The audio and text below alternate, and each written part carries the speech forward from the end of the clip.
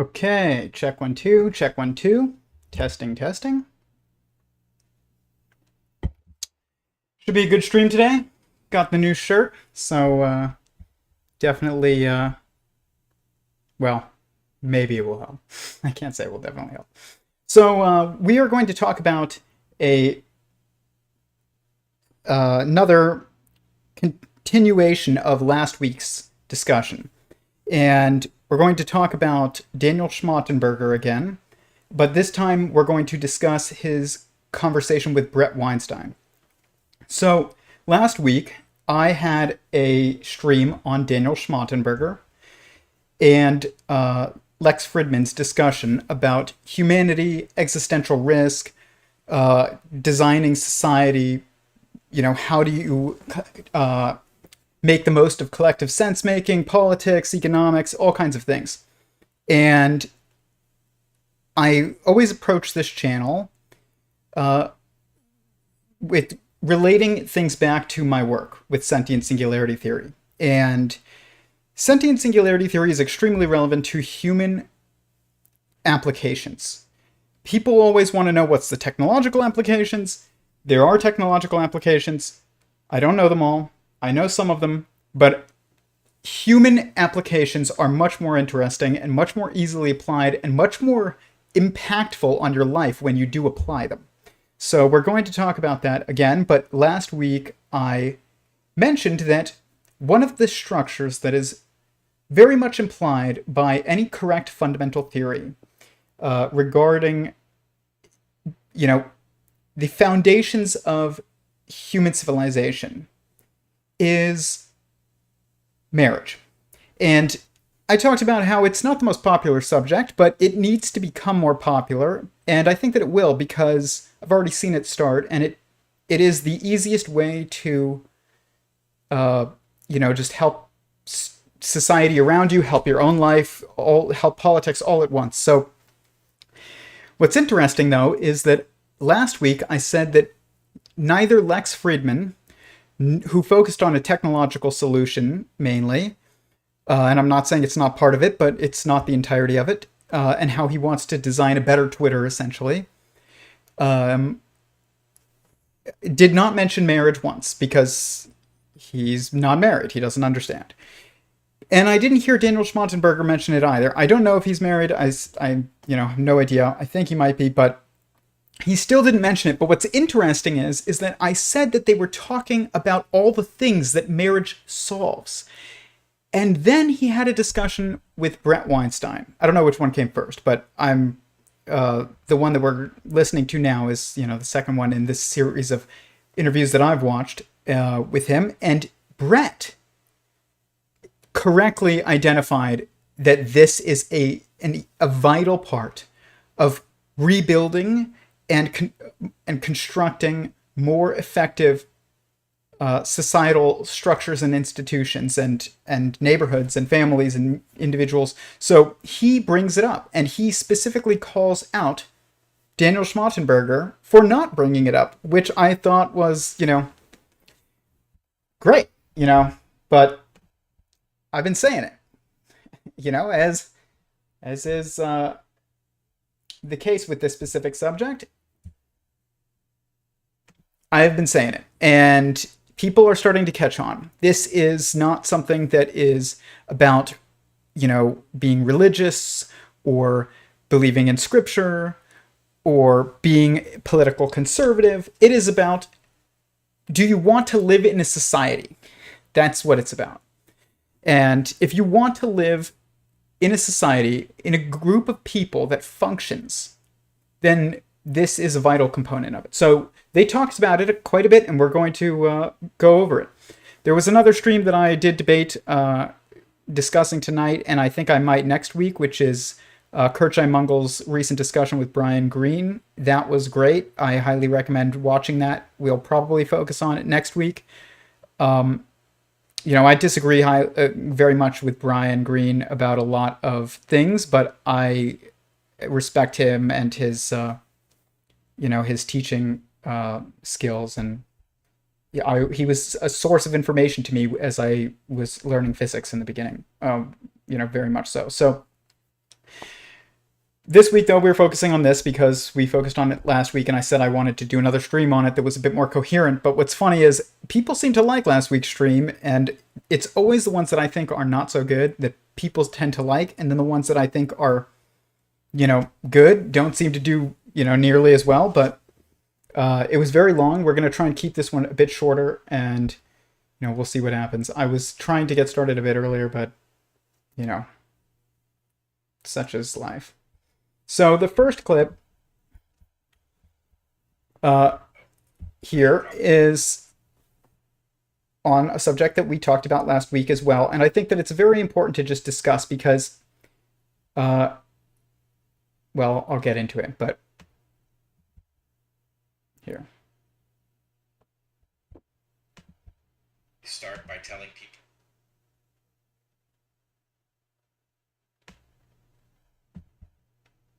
Man. If you would like to become a patron, Patreon link below, it would drastically help, speed up us upgrading our technology here a bit. But here we go. First clip.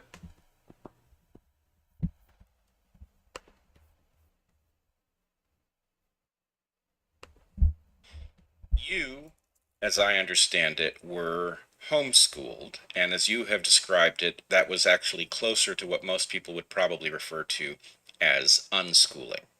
Somehow this did not mess up your motivational structures. Your parents were alert about what they were doing, and so you ended up pursuing what you wanted to pursue, and it did not, you did not get in your own way. And lo and behold, you end up a wickedly smart, independent, first principles thinker. Now, that's not my story at all. My story is I went to school, and it didn't work. I had something that most people would call a learning disability, and it got in the way of school functioning for me, and more often than not, I got dumb-tracked, and basically, that complete failure of school to reach me accidentally worked like some kind of unschooling, I would say. And so there are maybe many paths, I don't know, but I'd be curious for people who have traveled some road to the land of high quality, independent thought, what can they expect the experience to be like when they arrive there? Okay. So I want to talk about this a bit because I very much identify with Bret Weinstein, and I also am very interested in Daniel Schmachtenberger's educational history with being homeschooled because I had a very terrible experience with school growing up. I was a terrible student, guys. I was like a C student at best all throughout high school, and I never did my homework.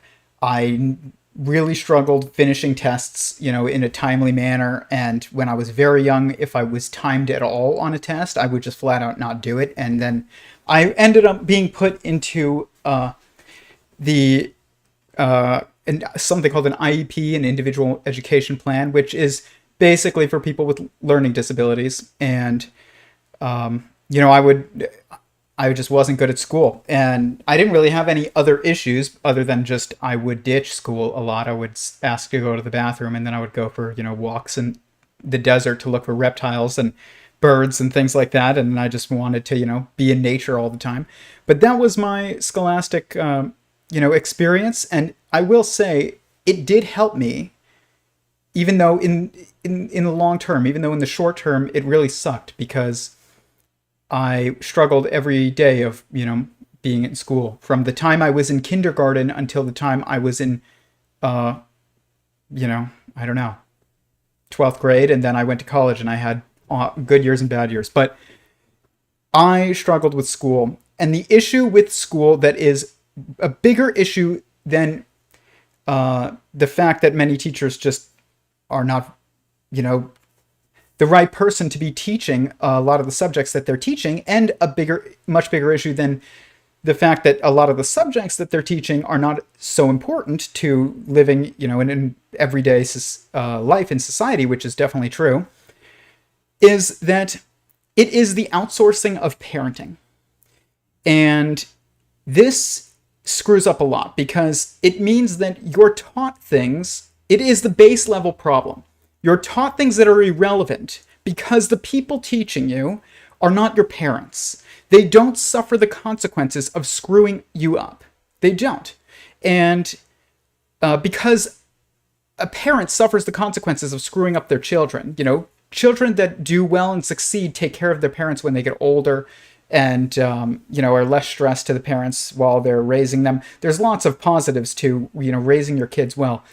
But if you are raised by someone else whose life is not impacted by, your success, that screws up the incentive structure, and you end up being taught nonsense and irrelevant, information that's just totally out of context and completely useless to your life. So this is a problem because it doesn't teach us what we need to know, but not only does it not teach us what we need to know, it prevents us from learning what we need to learn, including learning how to learn, because it takes you out of the real world in order to try and teach you about the real world while it fails, and you just sit in a desk all day and memorize things, which is just secondhand information. And as I've said before, sentient singularity theory, one of the most foundational realizations of this work, which is very much a theory of information, which is a theory of mind, essentially, is that first-hand information is always prioritized above second-hand information, which means experience is paramount. It is what leads to wisdom. Second-hand information, just general knowledge, is not wisdom. Okay, you can look up and people can tell you how to change the tire on your car constantly, and even though it seems like a very useful thing, until you do it, you really don't learn how to change a tire.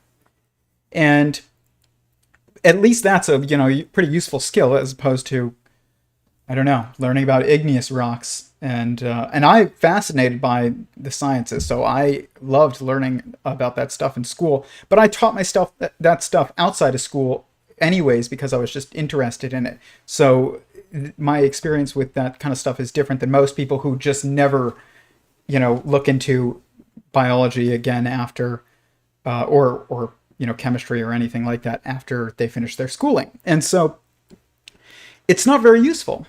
But like I said, this is a multifaceted problem, but it begins with realizing that school is the outsourcing of parenting, and homeschooling is the way to solve this. Now, luckily now, technology has caught up to the point where we can now work, at least one person in a household can usually work remotely. And this allows somebody to usually be home to raise children. This is a great thing because it opens up homeschooling for so many more people that it wasn't really an option for in the first place. It also does usually require a two-parent household, and we're going to get to that again as we go forward because, like I said, marriage is kind of the foundation of... It's not kind of... It is the foundation of society. You cannot have society without marriage. It's just impossible. And if you don't have two people in the household, at least, one of them to work, one of them to watch and teach children, then you can't homeschool your kids, for the most part. Maybe you can do like some kind of find a homeschool community, drop them off at your, neighbor's house who also homeschools their kids. That's probably a good idea. But this is, I think, the way forward if we're going to start fixing people. This is what Daniel Schmachtenberger says in this interview. He's like, it starts at the individual level if we're going to fix people. And one of the things that he says in here, and he said it last week, and I talked about it, is that he quotes George Washington, I believe, and he said that the number one job of the government is to ensure that its populace is well educated on, essentially the things that it would need to be educated on in order to aid in having a functional and positive government. We used to have civics, and to some degree that is important, but it's actually not the most important thing because politics starts with individuals and then goes to families and then goes to society. It doesn't just go to individuals and society. Right now we're like, is it an individual? Is it a collective?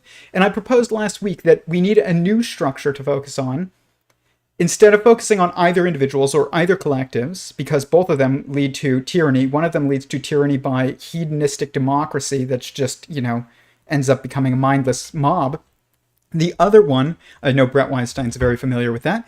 The other one is that you have a top-down government that is just authoritarian. I don't know, Soviet Union, China, places like Canada, places like that, and that is because you're either focusing on the collective or you're focusing on the individual, but there is a structure that links the collective and the individual, and it is the only structure that links the collective and the individual, and it's marriage. So it allows marriage. If you're going to be homeschooled, marriage is key. We're going to see what Bret Weinstein says about marriage in a bit, because it is my favorite part of this entire interview. It's the most important part. We're not starting with it because I wanted to give people some time to get on the stream, but you can already see here where they're talking about education, that if you want to homeschool children, which is if you want to stop the outsourcing of parents because of parenting, because you want to fix the incentive structure that leads to learning or teaching children nonsense and preventing them from learning how to learn, and not just and just preventing them from learning useful things. I mean, there was something I was thinking about I will get to it, but there's so many things that I was thinking about the other day that were pertained to just what we learned in school that was totally missed. School has become a place where it's very much like science. They say science is very good at the is, but not the ought. What is something, but not what ought we to do, essentially. And that means it's not good with prescribing or proposing a moral framework. This is true of school too. And if you're sending your kids to school, you are sending them to be raised 8 hours a day of a 12-hour a day, waking day, by someone else whose life is not impacted by their success. And I hated teachers growing up. It's funny because I'm basically becoming a teacher through the stream to some degree, but or at least a lecturer. But I hated teachers growing up, and for the most part, I had a couple good ones. And it was just because I knew that their lives were not tied to mine. Like they didn't know what was best for me, and what they just wanted me to, comply the way that most people do. And I am not that type of person. But it was tough, And I will homeschool my children. God willing, I will have, inshallah, I will have children to homeschool. And that is absolutely what I will do. I mean, I used to think that they were going to be so weird. Guys, I've met so many homeschooled kids now. The people who are weird are the ones who go to school. It's just you're not around normal kids. People who are raised by their parents are so much more mature than people who are raised in school, because teachers are glorified babysitters. That is what I realized when I was in school, is that most teachers are glorified babysitters. Not so much in college because you're paying to be there and you can leave. And it is now become the extending of adolescence, and in a culture of infantilization for sure, but it is still by choice, which is different than like high school, essentially, for the most part.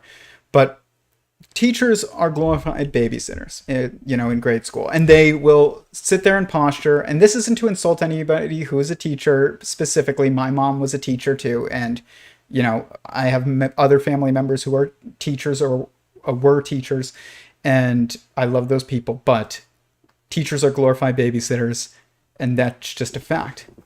Not saying that about college professors, but I am saying that about 12th grade and younger. And that's because it's an attempt to outsource parenting. And if you have your kids babysat always, till they're 18 years old, they're going to be babies at 18 years old. So anyways, next clip.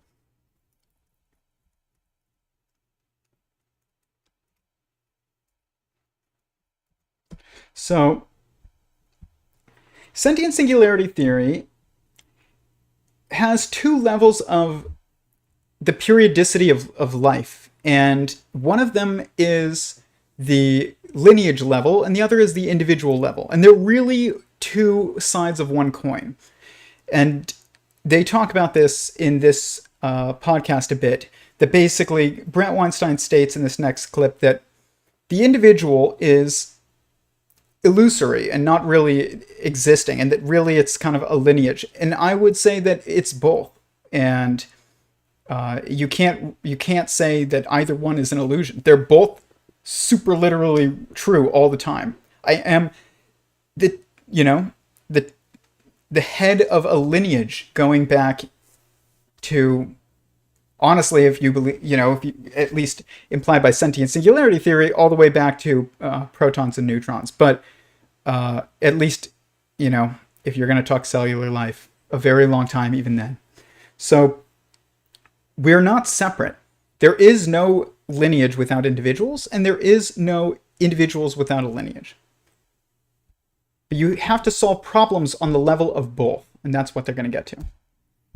I think temporal myopia and the collective action, collective coordination problem is a good way to describe all of the problems we face, or one of the generator functions of all the problems we face. That you have a bunch of game theoretic situations where each agent within their own agency, pursuing the choice that makes most rational sense to them, pursues local optimums where the collective body of that drives global minimums.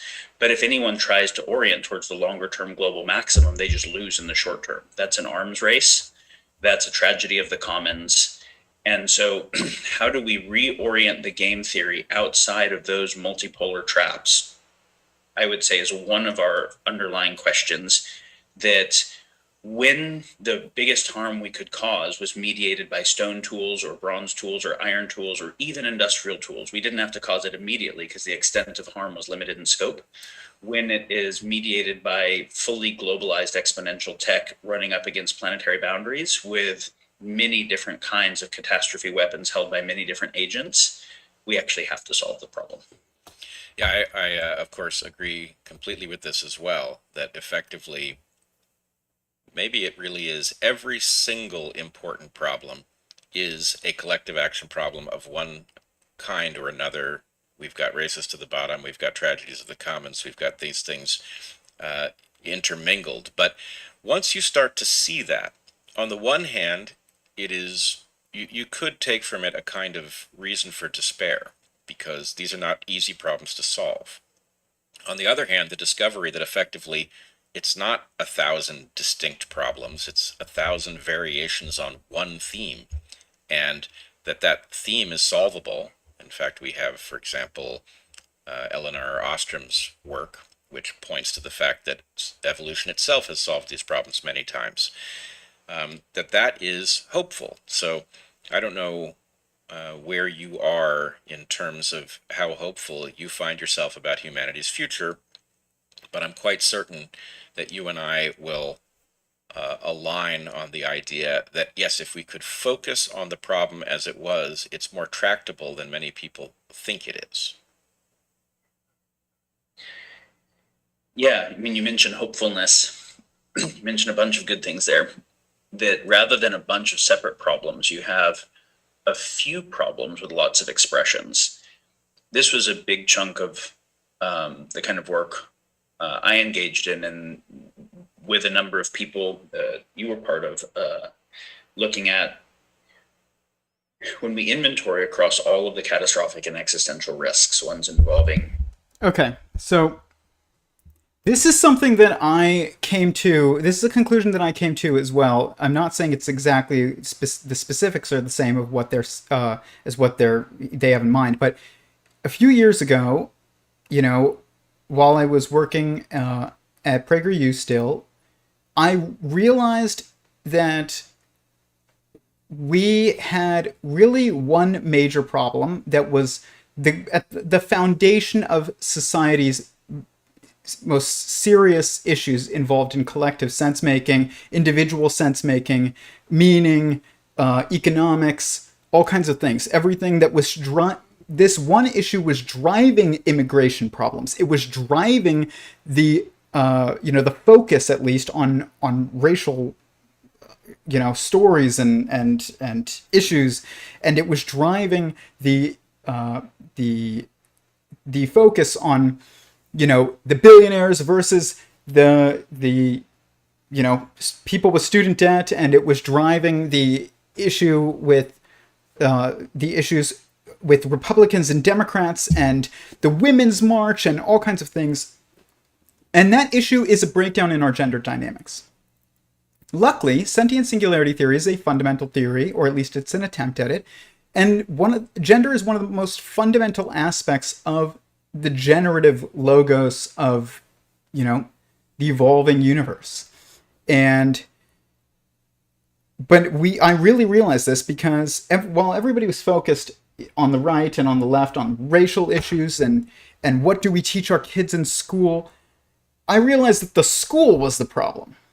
And that was a problem because of, of what I said earlier. And that was a problem because of a breakdown in our gender dynamics, even because there wasn't a cooperative structure where two people were working together towards, making a family and really investing in their children by raising them themselves. All of this is traceable, almost all of it is traceable to gender dynamics and breakdowns in it.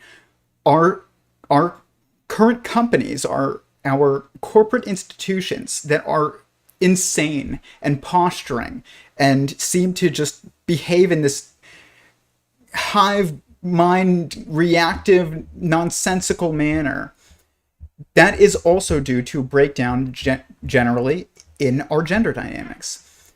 And so I set out to solve this. And I really knew that this was the case because once I used to film Will Witt's Man on the Street videos. And the very first video we did, which I recommend watching because it is pretty funny, was we went to the Women's March. And I just grabbed my personal camera and we bought like a $20 microphone at Best Buy one weekend and we just went to the Women's March. It was the first Women's March. The amount of women there that were so angry at men was mind-blowing. They all were talking about Trump, but like it wasn't about Trump. It was all about men.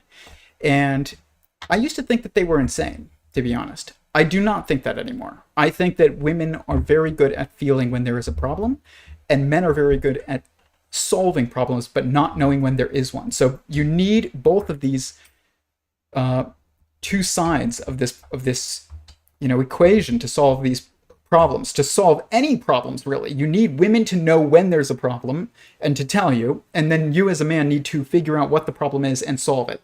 Women aren't very good at figuring out what the problem is. They just are very good at knowing when there is a problem. You do have to know that too, even though I know how that sounds, but it's not, none of this is said out of anything other than love. I'm a married man. Like, I have nothing against any women, but we have to identify what our shortcomings are too, including men. Men, we don't see when there is a problem.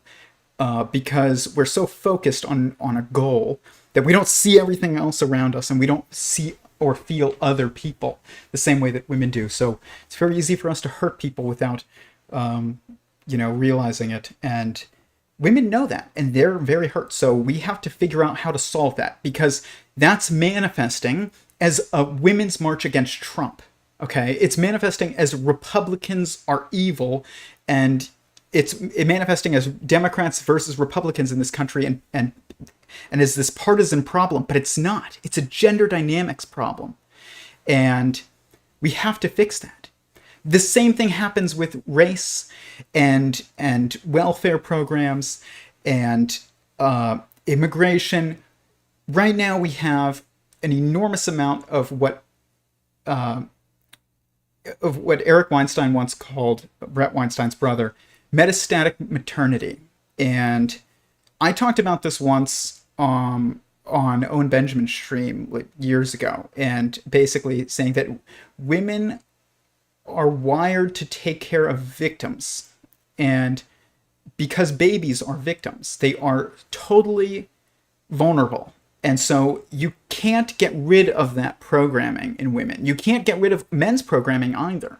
We have a programming. They have a programming. We have to figure out how to use our programming that has been etched into us through on the lineage level, which is through, your genes and your instincts. And we have to use those to our advantage because they're not weaknesses. Caring for victims is not a weakness. It is a strength. It just has to be used properly. All of these things, men's ability to,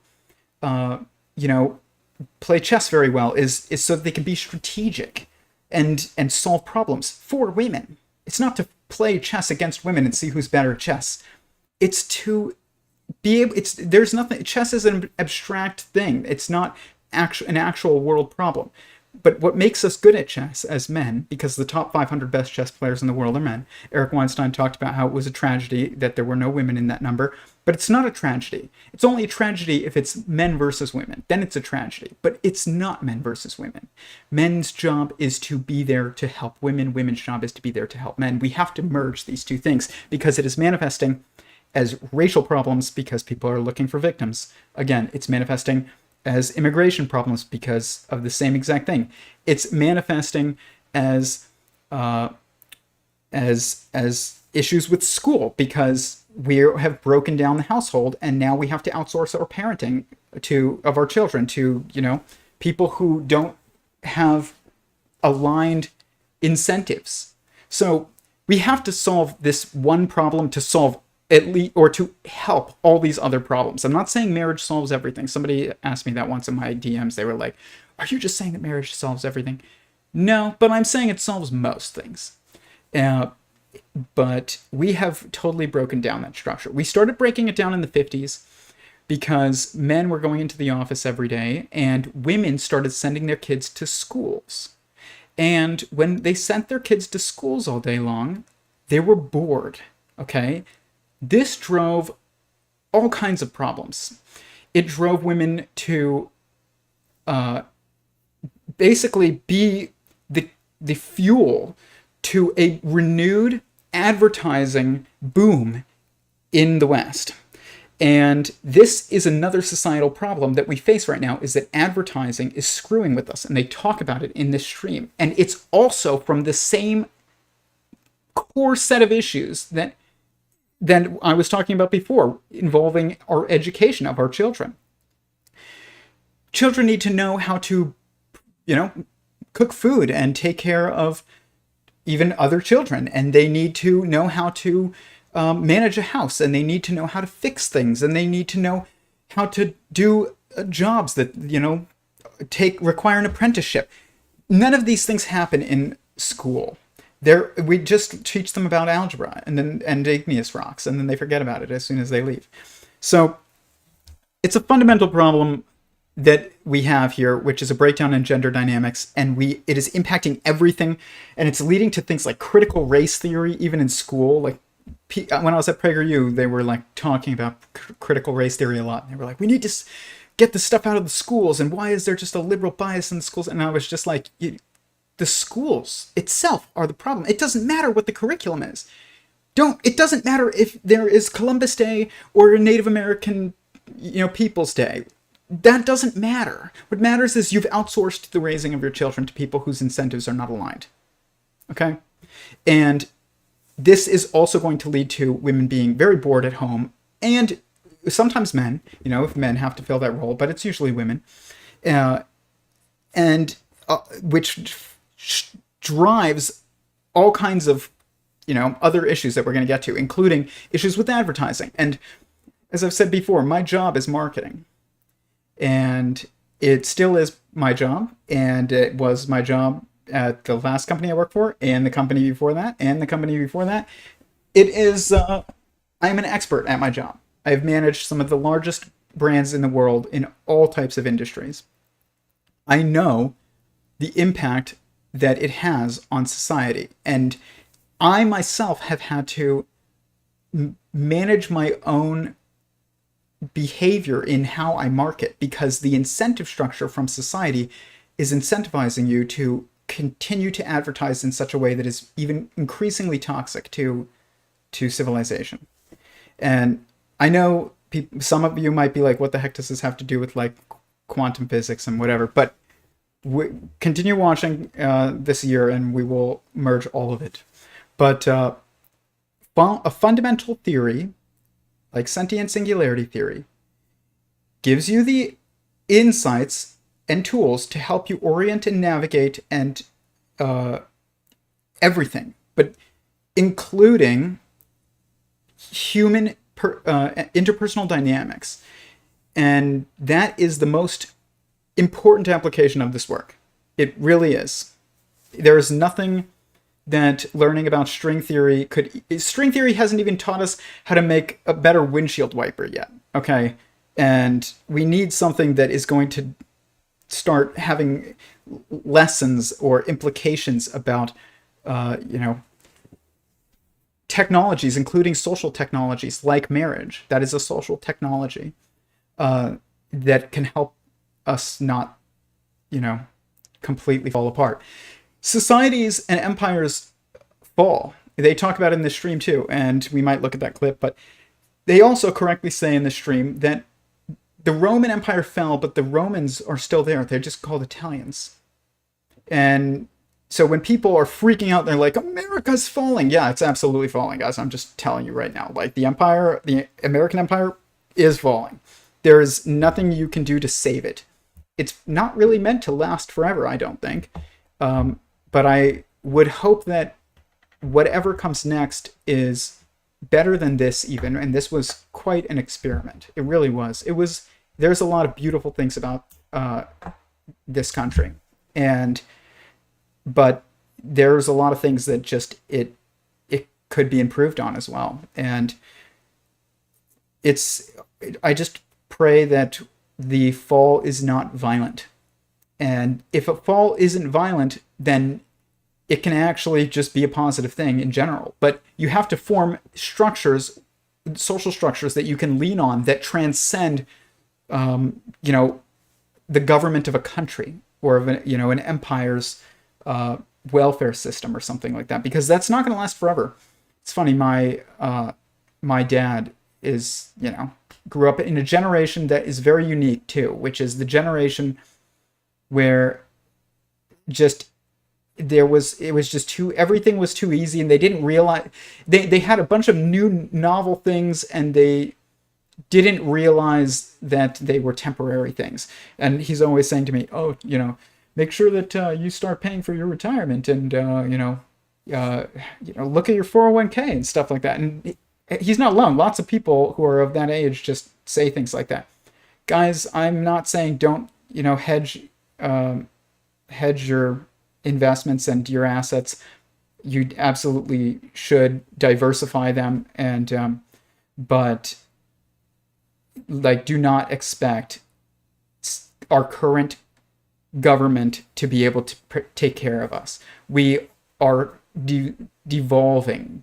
We are dissolving, really, and we've lost the glue that holds a country together and keeps it productive. That glue is marriage. But here, next clip. Let's get to the chat. Good evening. What's up, guys? What's going on? Memes of Destruction. Preston, Jeremiah, and Tyler. What's up? This is one of the best and most logical takes on homeschooling I've ever heard. That's awesome, Jason. Jason would know about homeschooling. Like, the more homeschoolers that I've met, the more I've just realized those kids, those people, and sometimes kids, sometimes not kids, but the people who are homeschooled are more mature than anyone that I went to school with. I'm not saying it's universal, but it seems to be definitely a trend. And if Daniel Schmachtenberger is also any kind of example, he is such a good thinker, and he's so aware of our institutions in a way that is different from people like Sam Harris or someone who, tries to focus on similar problems, but seems to focus in very different ways, because one of them is leaning on institutions and basically our current institutions, and isn't examining them from a first principles perspective like Daniel Schmachtenberger is. And I'm not just saying Sam Harris. There's a lot of people that fit that, description, but he's just an example. And I admire Sam Harris's, efforts. I just think he fails a lot at figuring those things out.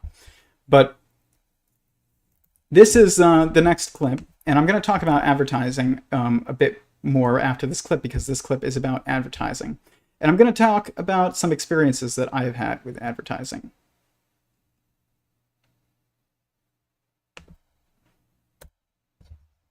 Technology. It's a bad technology. It shouldn't exist. We should create an international moratorium that says nobody builds AI drone weapons. That we don't want automated weapons with high intelligence out there. But we can't make that moratorium because if one country doesn't agree, if one non-country, some non-state actor doesn't agree that has the technology, or let's say everybody agrees, how do we know they're not lying and developing it as an underground black project? So either we don't even make the agreement, or we make the agreement knowing we're going to lie, defect in a black project, spy on their black project, and try to lie to their spies who are spying on us. And so it's like, how do you get around that thing? Where if anyone does the bad thing in the near term, it confers so much game theoretic advantage that anyone who doesn't do it loses in the long term. Why it was that the peaceful cultures all got slaughtered by the warring cultures. And so what ends up making it through is those who end up being effective enough at war. That's an underlying thing we have to shift, because that has as its eventual attractor space self-destruction in a finite space. Yeah, I totally agree. And I think fascinating thing when you interact with the incarnate aspect of the process you just described is that the people who are telling the lies that explain why we're doing something that we know is reckless often don't know that that's what they're doing, right? They actually believe their own press. And instead of saying, well, yes, this is terrible, but we don't really have a choice, or somehow indicating that they know that, what you encounter is a true believer who thinks that this is safe.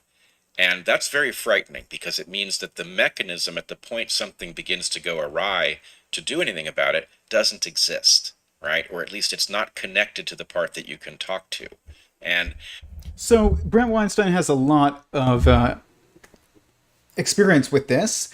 And if you're not familiar with Bret Weinstein, he was a teacher at Evergreen College and basically was run out and slandered as a racist when he is not at all, by people who did not know him, and who was a hedonistic mob that took control of the college and locked the administrative faculty in a room, wouldn't even let them pee to go and use the bathroom. Like, there's videos of it online. It was crazy.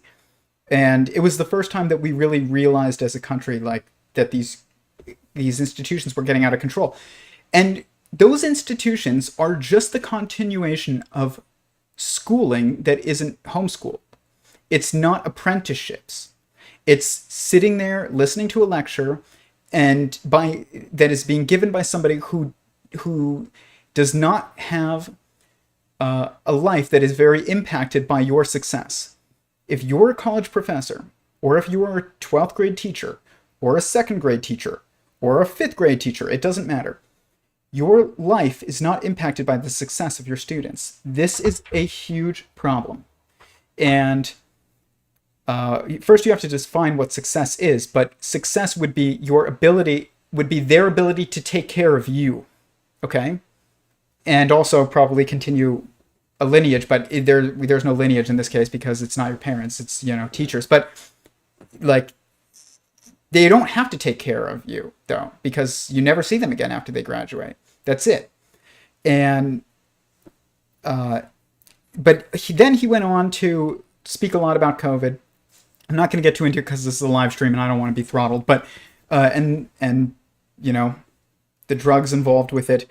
And he was one of the few people who I watched in the early days of the pandemic, and he made so much sense that no one on the news was making, and not even anyone on the right side of politics or the left was really making much sense. I mean, everybody had some things that they were saying that were making sense, but it was almost by chance. Him and his wife Heather were two of the few people that I saw that really tried to just think through this entire situation.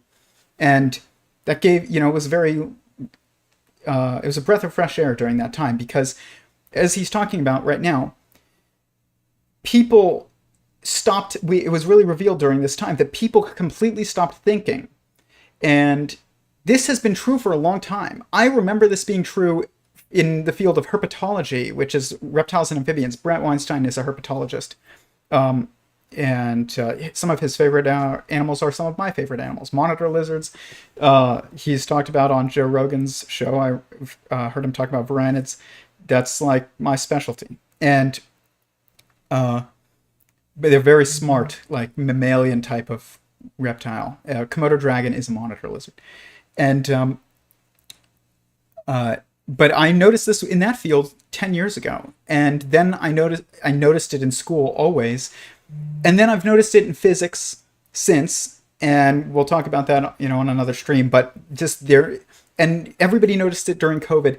There's this weird thing that has happened because we've done nothing but learn secondhand information for so long. And this is another application of sentient singularity theory's implications, which is that you must prioritize first-hand information above second-hand information. And right now, our entire society is prioritizing second-hand information above first-hand information and creating a bunch of ignorant morons.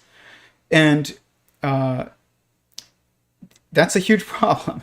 But that's because of the classroom environment. That's what it is. If you're an apprentice to a job, you learn what works and what doesn't firsthand. If you are sitting in a classroom and somebody's just lecturing to you, you have no idea what works. But we really realized during the pandemic that people just were accepting narratives that they had no foundation for, and that they just held as, gospel, essentially. And it wasn't allowing us to change our lives. This was especially true on the right. And I had a huge disagreements with people on the right and people involved in the space that I was working at the time, because it just became anything the media said, which was just going to be based on people who believe their own BS, like what Bret Weinstein is talking about here. And I could guess a couple people that he's thinking about, Fauci, things like that. That's just knowing his content. That's what I would imagine. I'm not getting into like the politics of the pandemic right now, but I'm just saying, and that so many people were saying so many things in the public sphere, and it was just all taught. They were just told it. They didn't know whether or not it was true.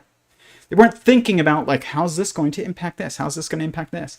They were just like, oh, don't you know this is safe? And I obviously, like, I'm leading the in some things here because I don't want to be throttled, but like, just think about how many people just accepted things during the pandemic on both sides because people just told them. I had people on the right that were like, COVID's just the flu, or it's just a cold. It's not just a cold, even though a cold is the coronavirus too.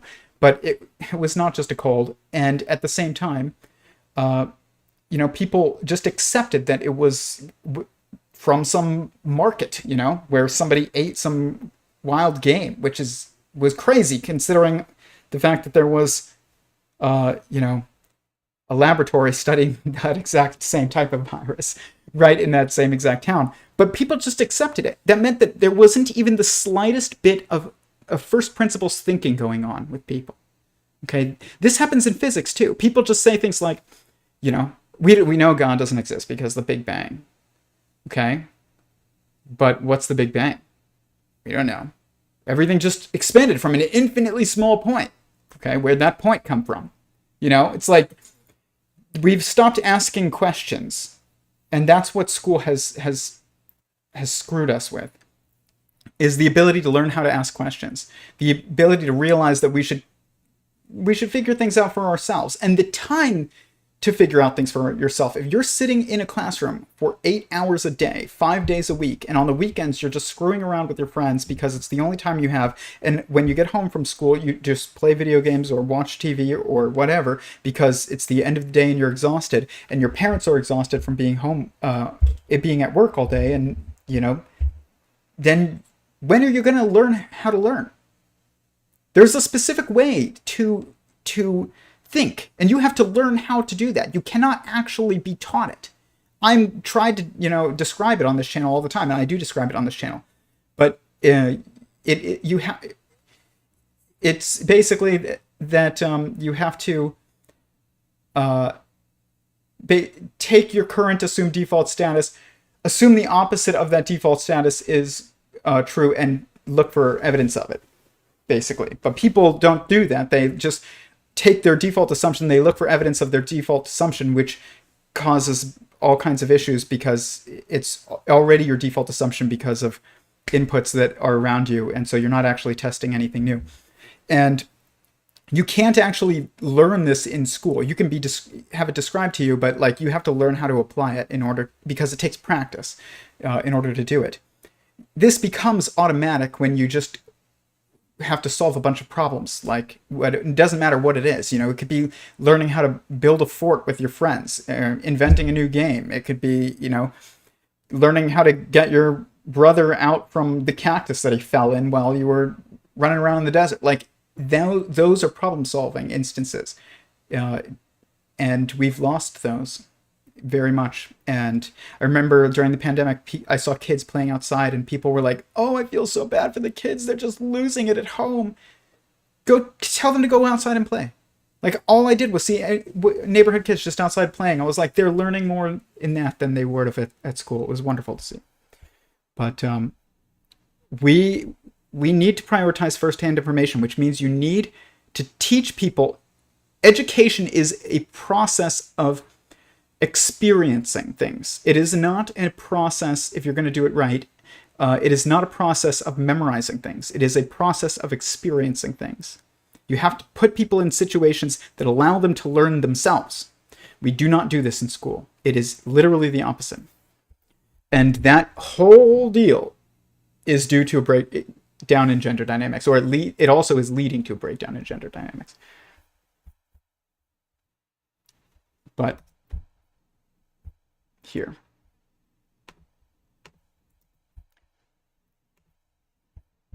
What is this? 45.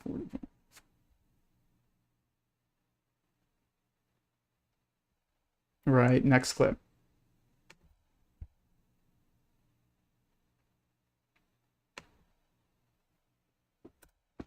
Right? Like I actually have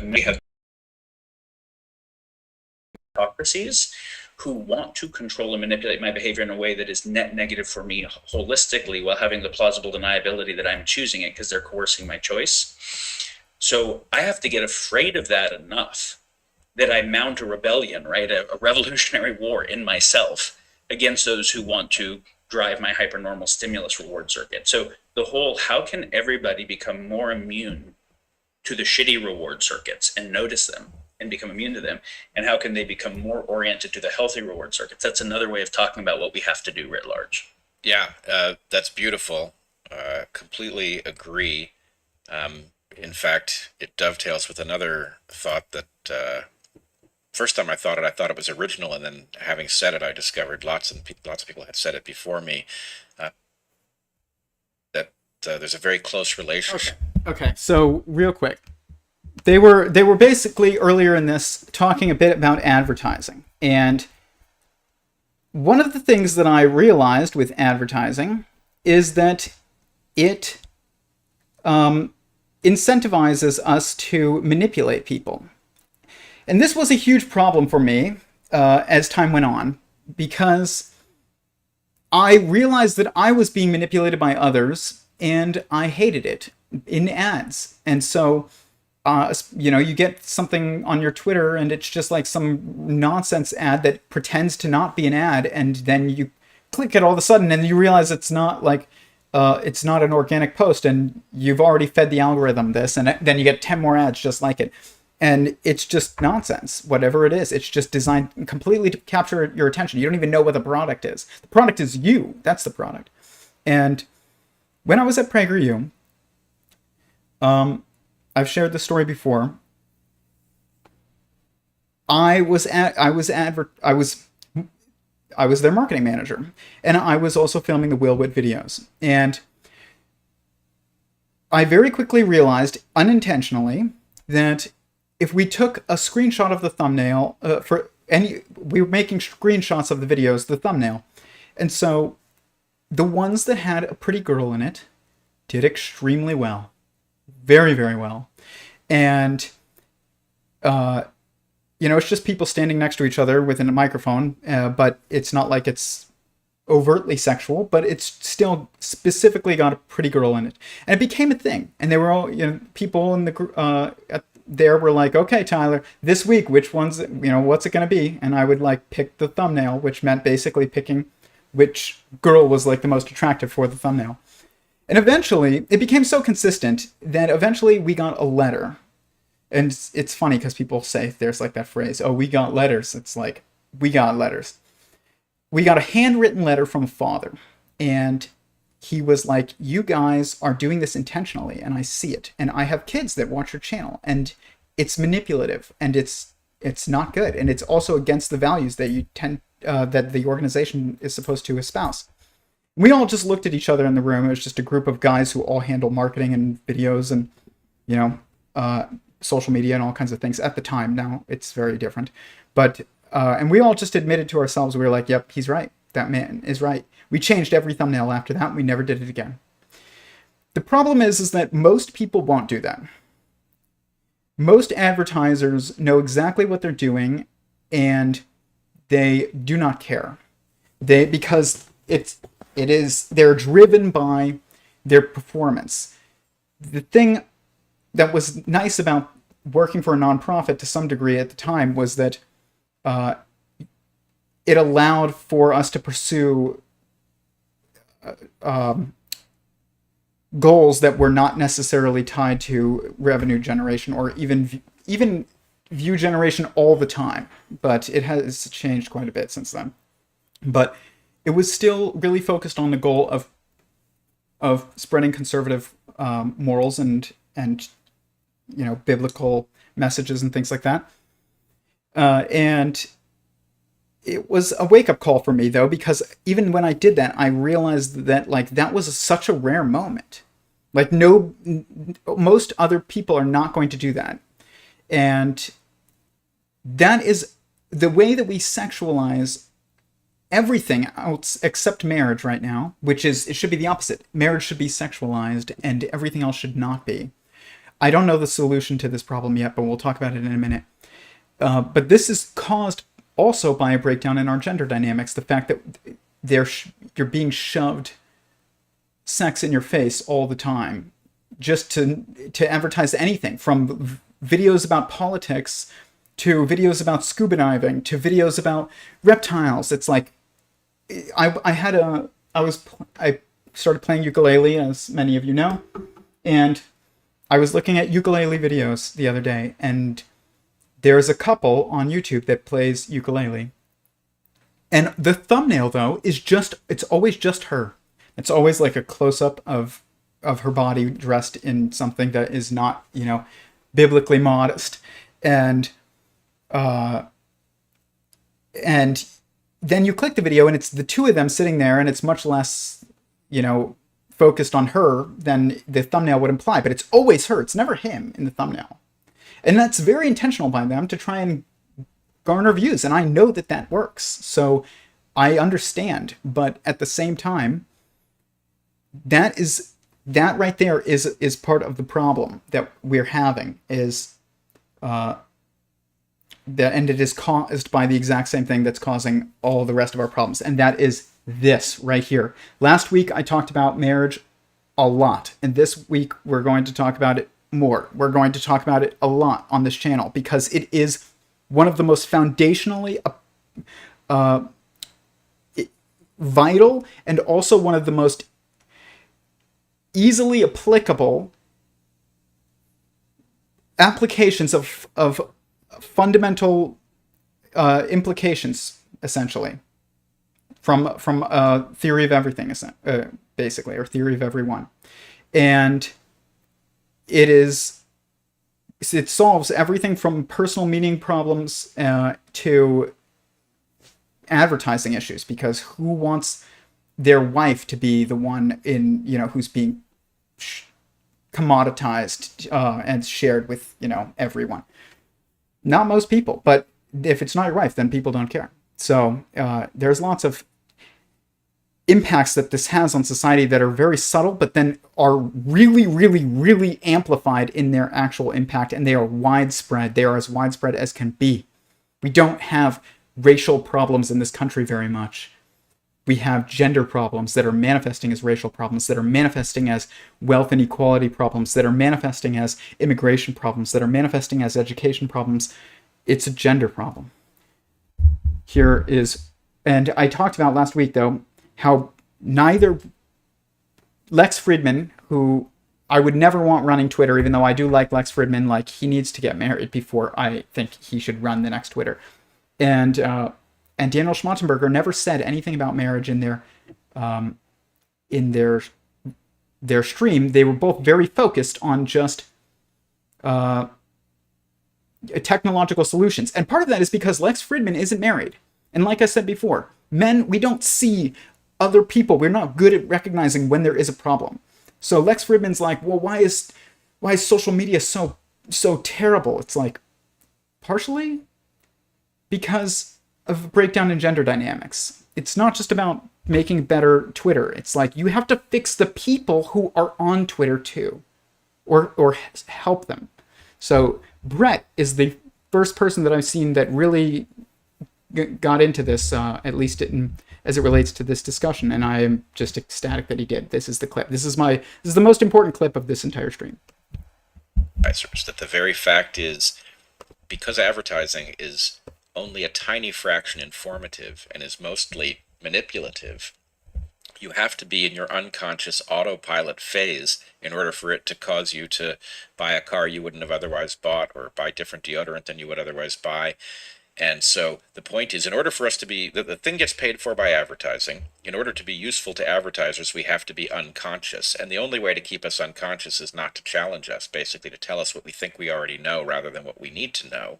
And so they're lulling us into this, even though we would still be interested in the platforms if we weren't being advertised to, but we would be interested in having more important conversations there, which is really, in some sense, what the growth of heterodox podcast space is about.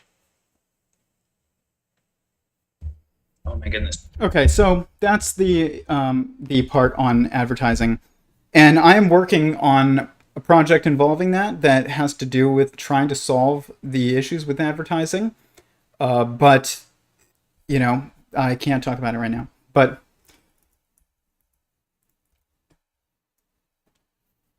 here we go.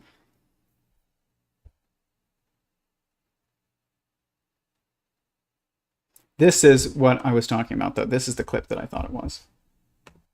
This is the most important clip of the stream.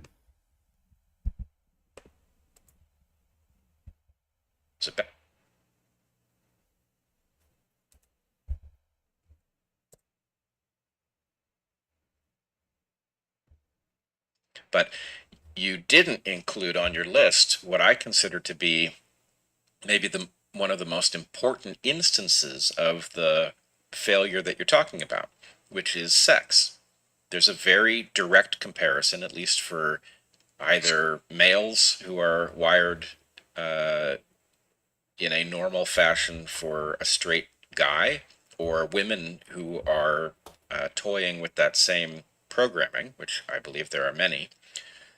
But the comparison between casual sex, which is certainly, we are, as males, wired to find that a very appealing notion because it's such a bargain. If you can produce a baby where you're not expected to contribute to its raising, that's a huge evolutionary win.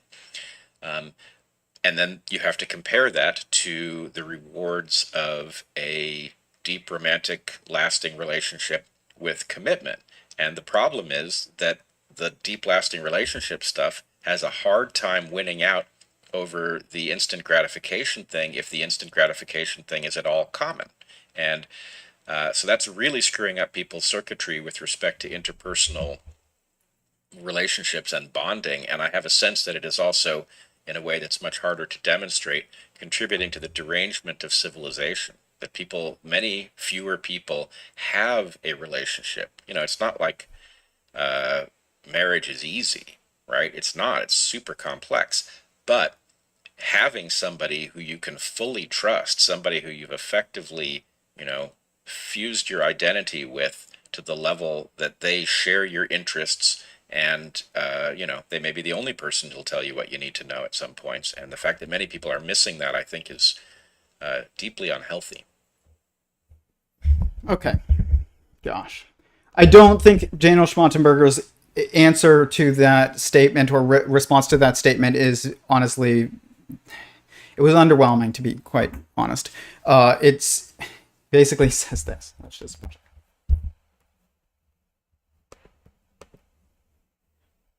Yeah, so I would say that market type dynamics benefit from exploiting the shitty reward circuits across every evolved reward circuit axis. And so from an evolutionary point of view, survive and mate are the things that make your genes get through primarily. So we mentioned the survive, the calorie one earlier, right? So in an evolutionary environment, I could get plenty of green leafy things in many environments. Okay, basically he goes on to say that our instincts are making us crave things that are not always available, like sugar, and that leads to, junk food, fast food being able to manipulate us into eating it. And also that this also applies to sex, is basically the same thing, that we're getting sex that is junk food. And here's the thing that is actually good about what he said, is that there is a rabbi that I listen to a lot. His name is Manis Friedman, and he is an Orthodox Hasidic rabbi, and he's great. I definitely recommend watching his stuff on relationships and marriage and sex and things like that. And he says that basically our entire society is, at least the secular society, is has a relationship with sex that is like junk food. He basically says it's like potato chips. You can't just have one potato chip, but you're gonna starve by just eating only potato chips. And that what we crave is intimacy, which is what is actually filling, the soul as well. And it's like having a steak. But intimacy requires commitment, and basically but you have to stop eating the potato chips in order to recognize that you need the steak. And he talks about that a bit. So in that way, I like what Daniel Schmachtenberger is saying. But it doesn't talk about... It's one thing to discuss the problem. It's another to discuss a solution. There is one solution, and it's marriage. And I don't know how we are going to change the culture, though, for younger people, because we have to change it for younger people. And it's hard to do that outside of an Orthodox community. Where Rabbi Manis Friedman, his community is of Orthodox, Hasidic Judaism, they don't have sex before marriage. They also get married very young because of that, okay? Because sex is a huge driver of... It will drive you to do anything. You will kill yourself to get sex because it makes sense evolutionarily, because if you didn't ever get sex, then your genes effectively die. So you get passed down instincts that are more powerful than the avoidance of death, is the instincts to mate, to drive you to mate. That is just a fact. What's his name? Who's now banned from everything? Stefan Molyneux, unfortunately. He had some great insights. He was talking about gender dynamics once in a very good lecture, and he basically was talking about the story where he was in class, and it was one of those classes with the teacher that if you didn't bring a pencil, you failed the test. And they had a test. And of course, this cute girl in like 6th or 7th grade taps him on the shoulder and is like, "Do you have a pencil?" And he only had one pencil. He knew he was going to fail the test, and he gave her the pencil. And then he tried to cut his finger on the side of the desk so that he could mark the multiple choice bubbles in blood because it was all he had. That might sound extreme, but it's actually evolutionarily not. And it is the most powerful instinct that we have. We have to channel that superpower into constructive things. That means we have to sexualize marriage. And you actually can do this. The issue is that part of marriage, and part of what is the sexiest part of marriage, and what is responsible for the intimacy of marriage, is that you keep things confined. Okay, you don't talk about like your sexual experiences with your wife the same way that you would if it was like a one-night stand or a hookup, a casual hookup. You just wouldn't talk about it because you just aren't driven to. You're driven to keep it private for the most part. And but so we still have to figure out a way to sexualize marriage. But here's where Bret Weinstein's wrong, even though he's right that this is the focus. There's a couple things that I take issue with. For one, I do not agree with this constant statement that marriage is hard. We have to tell people that it's not hard, because guess what? It's really not. I've been married for a year and a half at this point, and I realize marriage is much longer than a year and a half, and it's meant to be, at least. And I can tell you that if you pick the right person, there's 4 criteria that I think are necessary to have to test whether or not somebody is a good match for you. You're never going to find the best match in the world, or if you try to, then you're never going to get married, because there's always someone else. You have to stop yourself from thinking about, well, what if someone else comes along? That's the point of marriage, is to realize like there's always somebody else. So like you have to just decide. But I don't agree with him that marriage is hard. I think marriage has hard moments, but it's actually pretty much remarkably easy. I love being married. I would much rather be married than not married. My life is so much easier being married than it is not being married. I don't have to worry about impressing people. I don't have to worry about finding time between my job and, my personal time to go out on dates and find somebody. I don't have to do any of that stuff. And I get to avoid a whole cultural, block of society that is primarily toxic, but whose sole existence, basically the bars, and a lot of dating apps too. But I met my wife on Tinder, so it can work. But the bars primarily are they are. That just sounds exhausting. I don't want to deal with that. I don't want to deal with chasing people down. And guess what? My wife makes me amazing food. She has become such a good cook since before we got married, actually. And but since we met, she's become an amazing cook. Guys, I ate rice and marinated salmon and rice muffins topped with avocado and chipotle mayo wrapped in seaweed yesterday. That was my food from my wife. That's what you order at a restaurant. Men would be like, we're going to Jack in the Box and we're going to the drive-thru. If you're not married, that's what you do. Or you make yourself hard-boiled eggs or something. It's very different experience. It's much nicer to be married. Today my wife made me a sandwich for lunch that was better than any sandwich I could get at any restaurant. And it's very nice. We need to talk about those types of things because they're true. Marriage is not very hard. Sometimes it's hard, but it's not very hard. You should be good at one of the 4 criteria that's important when you're matching with somebody is, are you good at solving problems together? Because that translates into everything. I used to think you needed to sleep with people before you got married because you needed to know what you like, and you needed to know that you liked sex with them before you got married. That's what I thought, many years ago, 10 years ago. I've totally changed my opinion on this.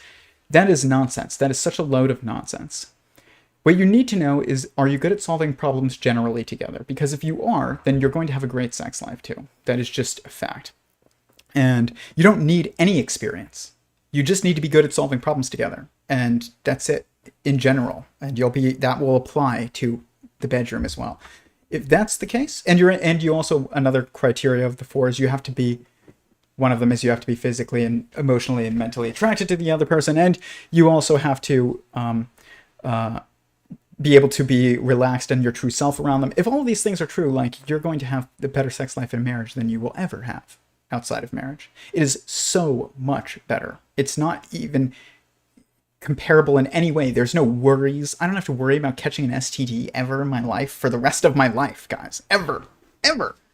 Like, I don't have to worry about getting a girl pregnant by accident. Like, I'm trying to, do that intentionally. Like, there's no more of these worries that are, big worries when you're single, like they are. And you're either worried that you're not going to find somebody, or you're worried about, accidentally catching something from them. You avoid that all with marriage, and then you get cooked amazing food. But the next thing that's I disagree with him about on marriage, about regarding whether or not marriage is hard. I think that's just, I don't think he really believes that, honestly. Like, his marriage seems to be very good. I'm not saying that they have not had, their trials. I'm sure they have. Every marriage has trials, and they've been married a long time, but they seem to have a good marriage. And, like, I bet you if I asked him, is your marriage really hard? Is it really, you'd say probably mostly no, because it's mostly not hard. Mostly it's really convenient and nice and fun. Like, it's tons of fun to be married. And, but the other thing is, when he's talking about the incentives for casual sex, is because evolutionarily it makes a lot of sense to be able to basically have a child and not have to invest anything in it, is basically what he's saying. That's why men like casual sex. That's not true. This is also a lesson that comes kind of out of the implications of sentient singularity theory, where women are very connected to others, and they are aware of others but not very aware of self, and men are very aware of self but not very aware of others. And this is just a metaphysical constraint. It is absolutely true. Anybody that argues with me on this is just lacking wisdom in this department. And what this causes is, it means that for men, emotional situations are not attractive. They are overwhelming. And I watch shows with my wife, and whenever we're watching a show and there's violence happening, my wife goes like this. Okay? Like, I tell her, like, when she can look again, but if it's gory and gruesome, like, she doesn't want to see it. And honestly, she shouldn't. Like, it's not immature to do that. It's just she's trying to not, like, have it in her psyche. And she shouldn't. But I'm a man, and it's very easy for me to actually deal with that stuff for the most part. Sometimes it can be really bad, especially if it's real, and I've seen a video, if I've seen a real injury, or see a video of a real injury or violence, or that's a lot. But I still can deal with it in a way that just women can't. And but if we watch reality TV and some dating show on reality TV, if there is an awkward instance where there's emotions involved, I literally have to get up from the couch and go into the kitchen and turn away from the television, because I'm so emotionally overwhelmed by the situation. And it's the same with her and, like, violence and things like that. This is why men like casual sex. Casual doesn't mean with a lot of people, because everybody has a type. That doesn't mean that you might not be interested in, oh, look at that one's different than that one, and that one's different than that. But, like, you get over that because everybody has a type, and you end up always, like, coming back to your type. So the idea that men crave variety is also BS. It is a phenomenon that we believe is true because of the construed dynamics that we are currently in. Same thing with the idea that marriage is hard. Same thing with the idea that that men like casual sex, and casual sex means, like, not committing. Let me tell you something about primates, but especially humans. In the entire time that humans have existed, sleeping with a woman and getting her pregnant and then leaving and not watching after her was the death sentence for your child. It was not an evolutionarily advantageous thing to do. Oh, so you don't have to invest resources into the child, so therefore it's evolutionarily advantageous. That is not well thought through. And I hope that, he realizes that, or would realize that in a discussion.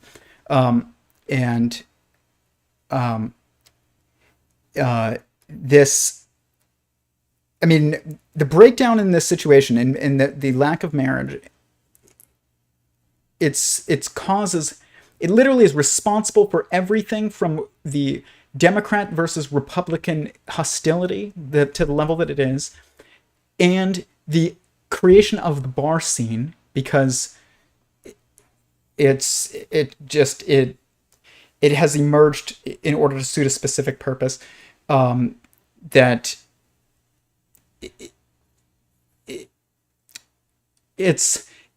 that's catering towards relationships that are not committed. It's because it's literally a place where you can't have a conversation. Do you understand? Like, you're just trying to lower your inhibitions and be put in a place where you can't even hear the other person talk. This is not the environment for seeking marriage. Once I got into a discussion, though, with Bret Weinstein, this is kind of an odd thing, on Twitter, and I asked him, he was talking about dogs, and I asked him if he thought that us having dogs was delaying us having children because it was fulfilling for, a time at least, women's desire, and the men's too, to some degree, to take care of like something cute. And he was like, yeah, probably. And I was like, that's not good. And he was like, well, it actually is probably good because, older parents are wiser parents. And if they wait till they're older to have kids, then they are going to be wiser. This is actually wrong. Wisdom comes from individual experience. It doesn't come from age. Now, age is correlated with experience, but it's not causative. So you can actually become wiser early. And that is actually a better thing to do than becoming wiser later. And so I disagreed with him, and then Bernie Sanders actually tweeted at him, and he stopped tweeting at me because I wasn't as interesting as Bernie Sanders. But we talked about that once, and it literally the amount of people getting dogs. Everybody where I live keeps getting a new dog and keeps getting a new dog. It's so annoying, and I have dogs, but like when everybody has dogs and they're all barking at each other, it's very annoying. And this is all because people are not having children until much later in life, which is what I talked to him about. And this is delaying wisdom. It's also leading to the bar scene. This is what I was trying to say earlier, and all these other things, because we have all this energy while we're young. When you're in your early 20s, you have so much energy to stay up and cram for an exam and then go out and binge drink and then binge drink again and then cram for an exam, and you can pull all these all-nighters. And we're just told that this happens as you reach adolescence in human growth and development in school. But not once in school are we told that you have this energy because it is an evolutionary advantage to be able to pull late nights if you are having children. And it just so happens that it correlates perfectly with the time where it is most people's most, prime reproductive time in their life, which is your early 20s, basically. And so we have literally cultures emerging of drinking because of a lack of marriage. How crazy is that? Like, it's crazy. If you get married young, then you don't need to go out to the bars and binge drink and not listen to people speak because you can't hear them, and then go home and have a one-night stand. This is screwing with us so much. And I do totally agree with him, though, where he says, in this clip, he says, the lack of marriage is contributing to the derangement of society in ways that are not easy to understand and notice. This is exactly what he said. And he's right. That's why I'm focusing on all these little things. And I'm like, it's causing all these issues in school, where school is changing to not even measure competency anymore. It's giving you points for victim mentality. That's because of we're not getting married early. We're having too many dogs in society because people aren't getting married early. People are not buying houses as easily now because they're not getting married early. Marriage is an economically advantageous structure. You get to share resources. People talk about how it's so expensive and you have no money to get married. No. You might not have the money to get, a wedding that is everything that you ever wanted it to be, but you absolutely have the money to get married. The marriage is free, basically, guys. We had one budget for my wedding, which I streamed my wedding live on my YouTube channel if you haven't seen it, because like I said last week, it's important that I show that I'm walking the walk too. Like I'm showing that I truly believe that this works, or that I'm correct in this, not just telling you. And it's important to see it happening, not just hear it. That's that whole like first-hand experience versus second-hand information type of thing. Even though you weren't at my wedding, most likely, you could have watched it live instead of just being told that marriage is good by like conservative talking heads who don't get married and have like orgies at, CPAC. Like, you have to see people achieve the things that are worth achieving, so that you know that it can be done, and not just told that it's necessary, but shown that it can be done. But all of these little things, all the crazy politics and the women's marches and things like that are happening, that's literally because of a lack of stable marriages in our country that happen early and they don't divorce. They have to happen early. And I don't know how to do that because there's so much that we have wrapped up because our education institutions are incentivizing not getting married early, and then our jobs are not incentivizing that, at least on the surface, and our schools aren't incentivizing that, and our advertising isn't incentivizing that, and our our TV and music and movies, none of it is incentivizing of that. And you have to, and they talk about this, take an active role in being in resisting being controlled, and also controlling others. Like it took me consciously choosing not to choose, to put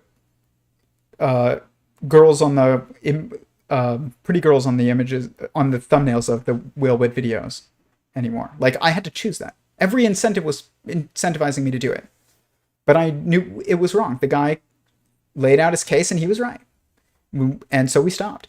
But it wasn't an advantageous thing to do from a views perspective. It probably was at the sacrifice of some views, but that doesn't mean it was at the sacrifice of the long-term goals of the organization. Probably was not, but it was at the sacrifice of the short-term goal. And this is what they talk about also in here, is that we need to figure out a way to merge short-term goals with long-term goals, and which is the same thing as the individual and the collective. You do this by a structure that merges the two naturally, and it is marriage.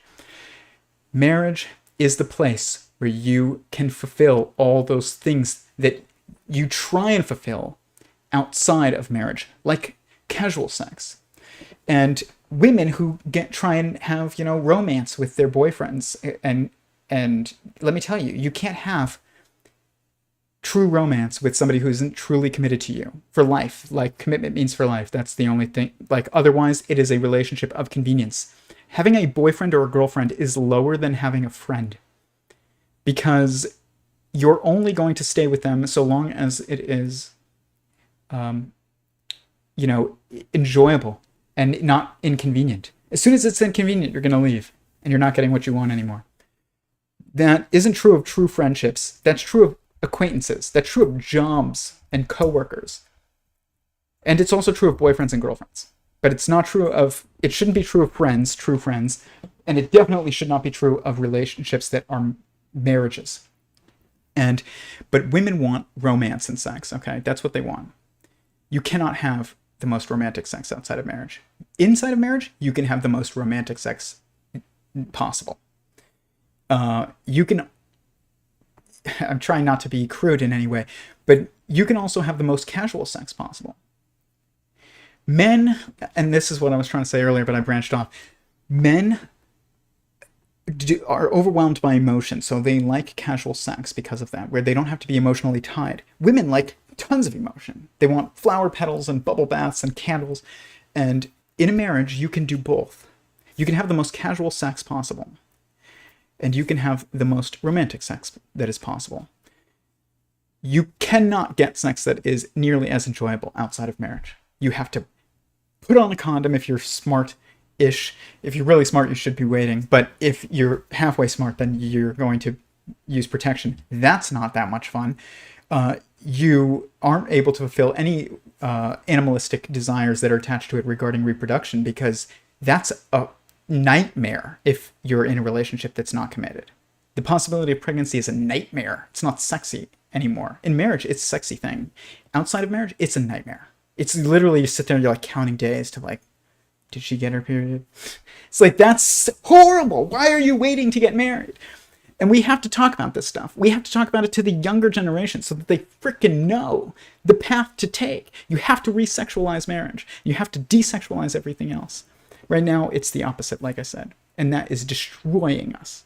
And but in marriage, for men, if you want really casual sex, you can just be like, to your spouse, to your wife, you can be like, I got 20 minutes break right now, on my left on my lunch break. You ready? Like that, it can be that casual. You don't have to worry about anything. It doesn't have to be this emotional like thing that it doesn't always have to be like that. But it can also be, you can have the whole bubble baths and candles and music and romance and massages and everything else that women like. But you can also have I've got 20 minutes left on my lunch break, like the couch is right there. Like, you can't have that outside of marriage because the consequences are too great for you to not have any worries or concerns and still be truly in the situation, because you are just focused on, even if you're not focused on the potential consequences in the moment, you will focus on them afterwards. And so, and if you truly ignore them long enough, then eventually you're just going to not be able to, because you're going to have an issue that arises. This is how we fulfill our instincts. It is the only time that we can fulfill our instincts. Women can fulfill their instincts. Men can fulfill their instincts. And there's no other structure where they can do that. Another thing that Bret Weinstein brought up here that he said is that he said marriage is very important because in a committed relationship, it's the only time where you can really trust somebody enough to tell them what they need to hear, or to hear someone out when they tell you what you really need to hear. And men and women are very angry with each other right now in this country. There's literally millions of women marching through the streets every year at women's marches, and they're just pissed at men. They don't care about Trump, and they don't care about Republicans. They're taking it out on them, but it's all about men. And the reason why is because they have every right to be. We literally, since the birth control pill was invented, we stopped committing to marriage. We just sleep with them and then we go find somebody else. Of course they're pissed. They should be pissed. They just don't know why they're pissed. And it's up to men, if they're the leaders, which they are. Men are the leaders intrinsically. There's nothing, you don't have to try and lead. You just do. So if you're going to try and pursue casual sex, women will follow you for it. And if you try and pursue marriage, women will follow you for that. And, men say women are the gatekeepers of sex, but men are the gatekeepers of a relationship, including marriage. And, that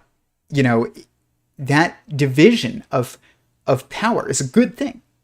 Men should be having control over who they marry, for the most part, or because women, are not going to propose to a man. Men propose to women.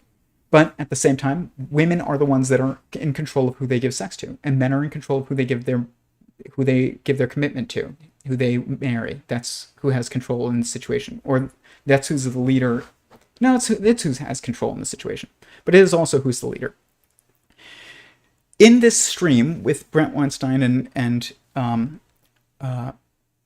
and Daniel Schmachtenberger, they talk about something that I'm going to show in a minute, which is how do you solve this issue of this imbalance of power, where in any kind of situation where you have to get something done. And Bret Weinstein gives this example where, let's say there's a cake and both of you want a piece of cake. How do you create a structure that creates symmetries of power that are checking of each other, okay, and that also are incentivizing each other to act well, to act in a good way. And he said what you would want to do is you would want one person to cut the cake and the other person to have first choice over which piece they get, because now the incentive is to cut it evenly, because whatever piece is biggest is going to be the piece that the other guy takes. So you want to cut it evenly if you want to make sure that you get the biggest piece. And right now we have issues where the people who are cutting the cake are also the people who get to pick which piece they get first. And we need a structure that isn't the case. And that is gender. And that splitting, that instance where you can cut the cake and then I get to pick which one I want, that is marriage. Okay? Because now you've divided the power. Men get to choose who they commit to. Women get to choose who they give sex to. And many other things. And this is also a lesson for people who do get married very quickly. People ask me for advice all the time. Divide your responsibilities. Don't try and alternate. Don't make it, oh, you clean the sink this day and I'll clean it the next day, and you do the dishes on Monday, Wednesday, Friday, and I'll do the dishes Tuesdays, Thursdays. That is a terrible idea. You're going to start keeping score and it becomes a competition.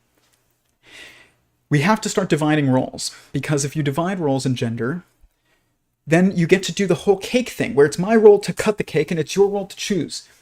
In my house with my wife, in my marriage, it's my job to do the dishes and it's her job to cook, for the most part. Sometimes I like to cook for her, but it's because I like to do it and she likes it. It's not because it's like my responsibility in the marriage. It's not. It's hers. It's my responsibility to sweep because I brought the German Shepherd into the environment. And to vacuum.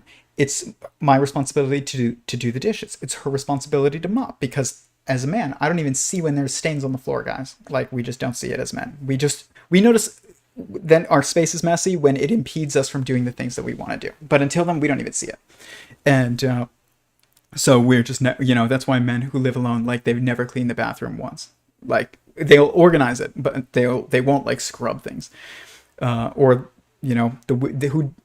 What man who lives alone dusts his shutters on, to the windows? Like, it just doesn't happen. But women do that. Divide responsibilities. We need to figure out a way to do this outside of just the marriage situation too, and on a societal level.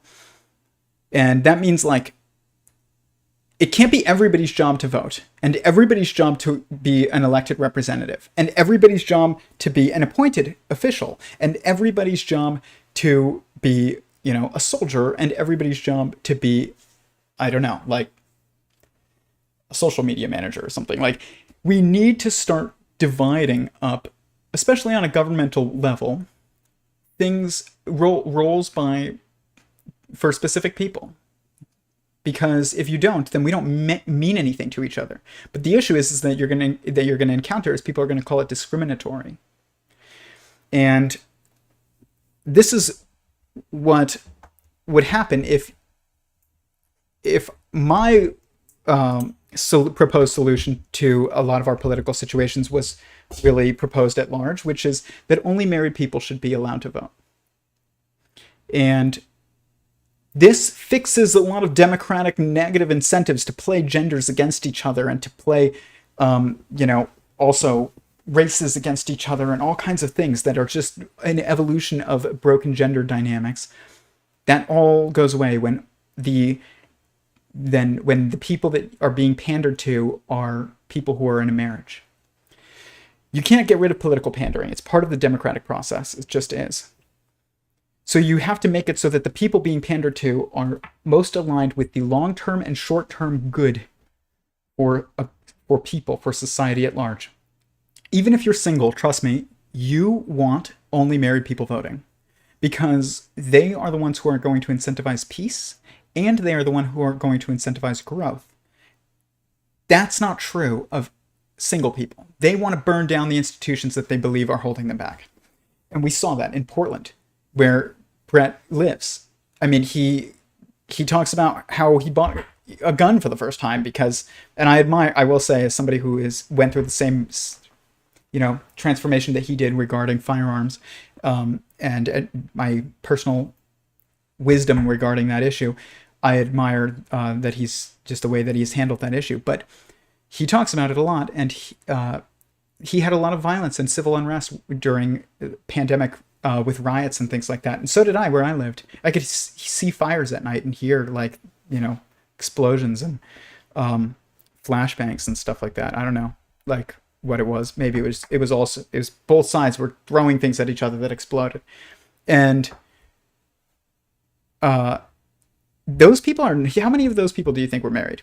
How many people who burned down Walgreens do you think were married? Not much.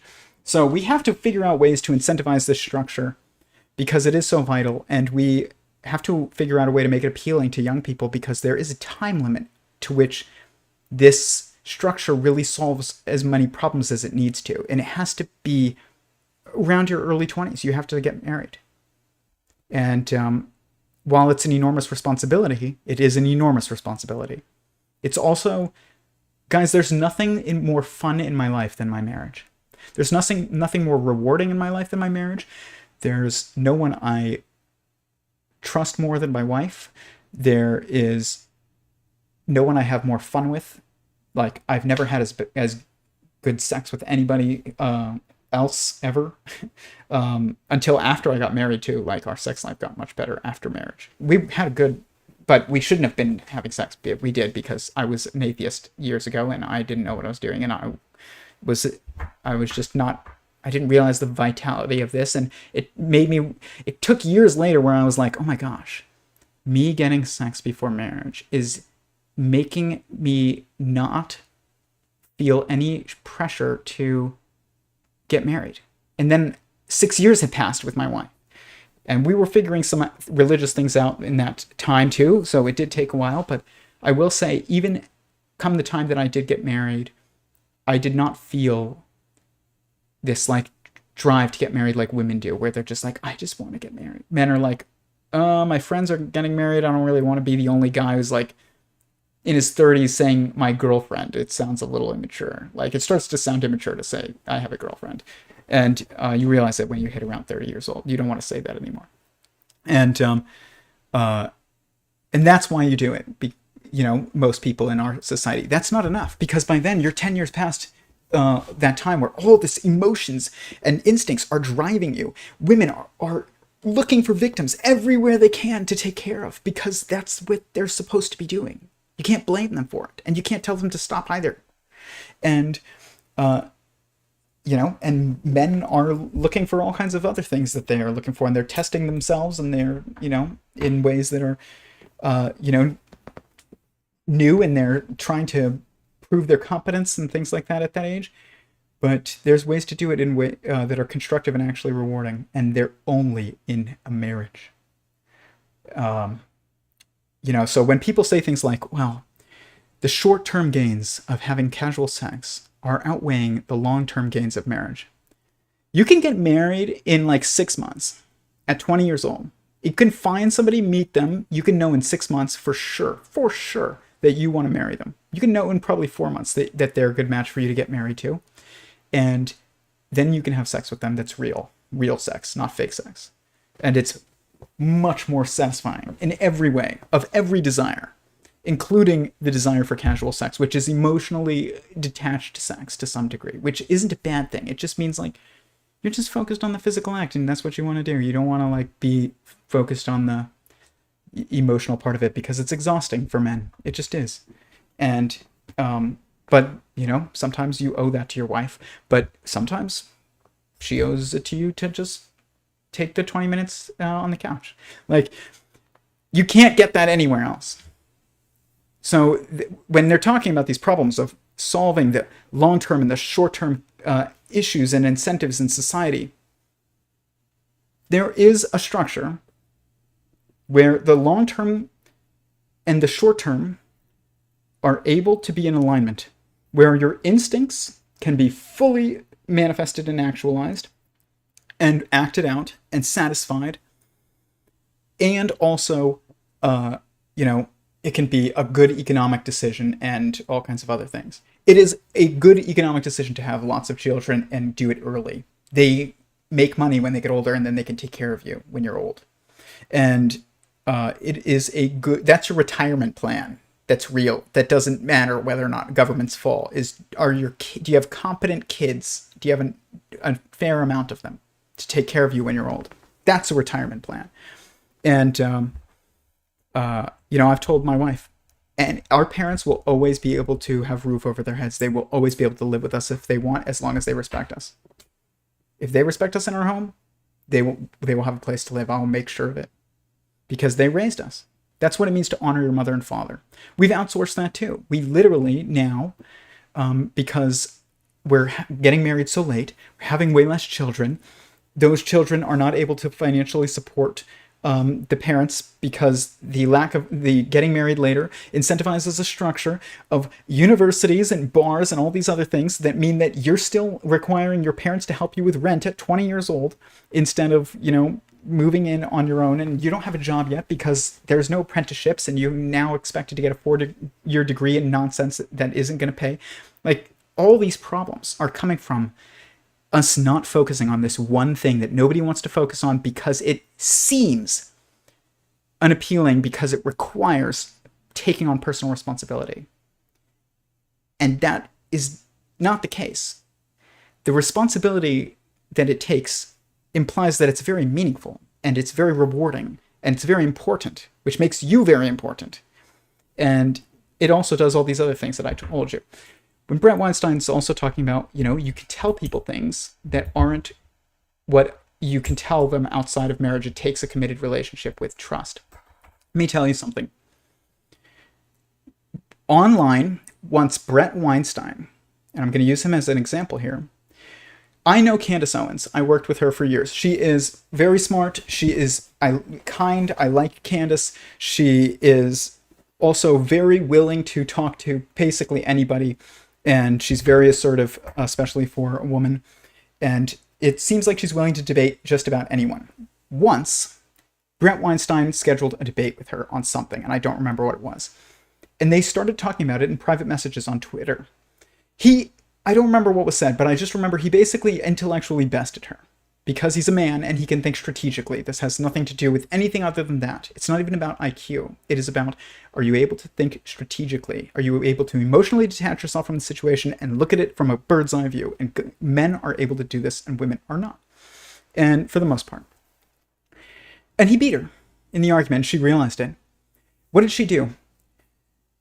Did she concede that she had been bested the way that she would have hoped that some leftist would if they were on her talk show and she had bested them? No, she called him a creep, and she blocked him and canceled the debate. And I really like Candace. I've known Candace for years. I haven't spoken to her in a while, but I knew her before she was well known at all, and she's very nice, but she's still human, and she's still a woman. And it taught me a lot, that circumstance, about gender dynamics, and it made me think about a lot of things. And what I realized is that why should a woman who you have never committed to trust you? Why should she not think of you as a creep? You're a man talking to a grown woman who's not your wife and who you haven't committed to at all. Her instincts should tell her, alarm bells should be going off, that you are dangerous. And it did. And she also doesn't trust you enough to admit when she's wrong. And you have to be able to trust somebody in order to usually admit when you're wrong, or at least it's easiest. I bet you she has a far easier time admitting to her husband, who is a very nice guy as well. At least, I've met him a number of times, and they seem to have a good marriage. I bet you when he's right and she's wrong, she admits it. But not to Bret. She calls him a creep and blocks him. This is the most cantankerous, woman who, in a debating circumstance I've ever met in my life. That doesn't mean like she's mean. It just means like there's no woman that's as ready to just try and debate you. And Candace is good at it, for the debates that she's gotten into. She's very commanding, especially for a woman. And that is just like, there's nothing wrong with saying that. It's just a fact. That is a compliment to her. But in her interaction with Bret, gender dynamics changed the situation. It's funny because as men, you would tell your daughter, don't trust a man. They only want one thing. They're predatory. We are predatory. Men are predatory. It's not a bad thing, but it needs to be channeled. If it's not, then it can become a bad thing. Women should expect us to be predatory. And if you haven't committed to a woman and proven to her that you're worth trusting, why should she trust you at all? And this includes Twitter. So even Twitter is having arguments, are having issues that are run entirely by gender dynamics, are governed entirely by gender dynamics breaking down because we are in inorganic, out of context situations that are not using our instincts constructively. But my wife and we can talk about basically anything. I can talk about things with her that if I said it to the same exact girl before we got married, and I had still was the same person that I was, and we had, gone out on a few dates or whatever, and like it had been nice, she would never put up with me talking to her about those things, because she would just assume the worst. And honestly, she should. That's the thing. She should. Men, I'm going to tell my daughter not to trust men unless they commit to you. Wouldn't you? Like, and that extends even to grown women, like Candace Owens. Instinctually, like those instincts of hers should be like, I don't know, this guy who's like coming out of nowhere trying to talk to me on Twitter, and it wasn't out of nowhere, but like instinctually, that's how it's viewed. And you're not aligned. He says here with Daniel Schmachtenberger that you must enter into a circumstance in which your identities are fused. Like I said last week, it's impossible for me to have a good day and my wife have a bad day, or her to have a good day and me have a bad day. If I have a bad day, she has a bad day. If I have a good day, that means that she also had a good day at least. And that's because our lives are fused and our goals are aligned and our identity is fused. I put my profile picture on my social media for the most part as a picture of me and my wife, because I want people, for all kinds of reasons, to know that I'm married. I take people more seriously when I know that they're married, and that I should. I think that's true. I just think that I should. And it means that you've committed to the well-being of someone else. Shouldn't you take that person more seriously? And I also want people to know that who my wife is and that she's off limits, and I want people to know that I'm off limits. And because that woman is completely part of me now. Completely. So we're not separate entities anymore. Or at least like our fate is entirely entangled. Our emotional state is entangled. Our success is entangled. It just completely.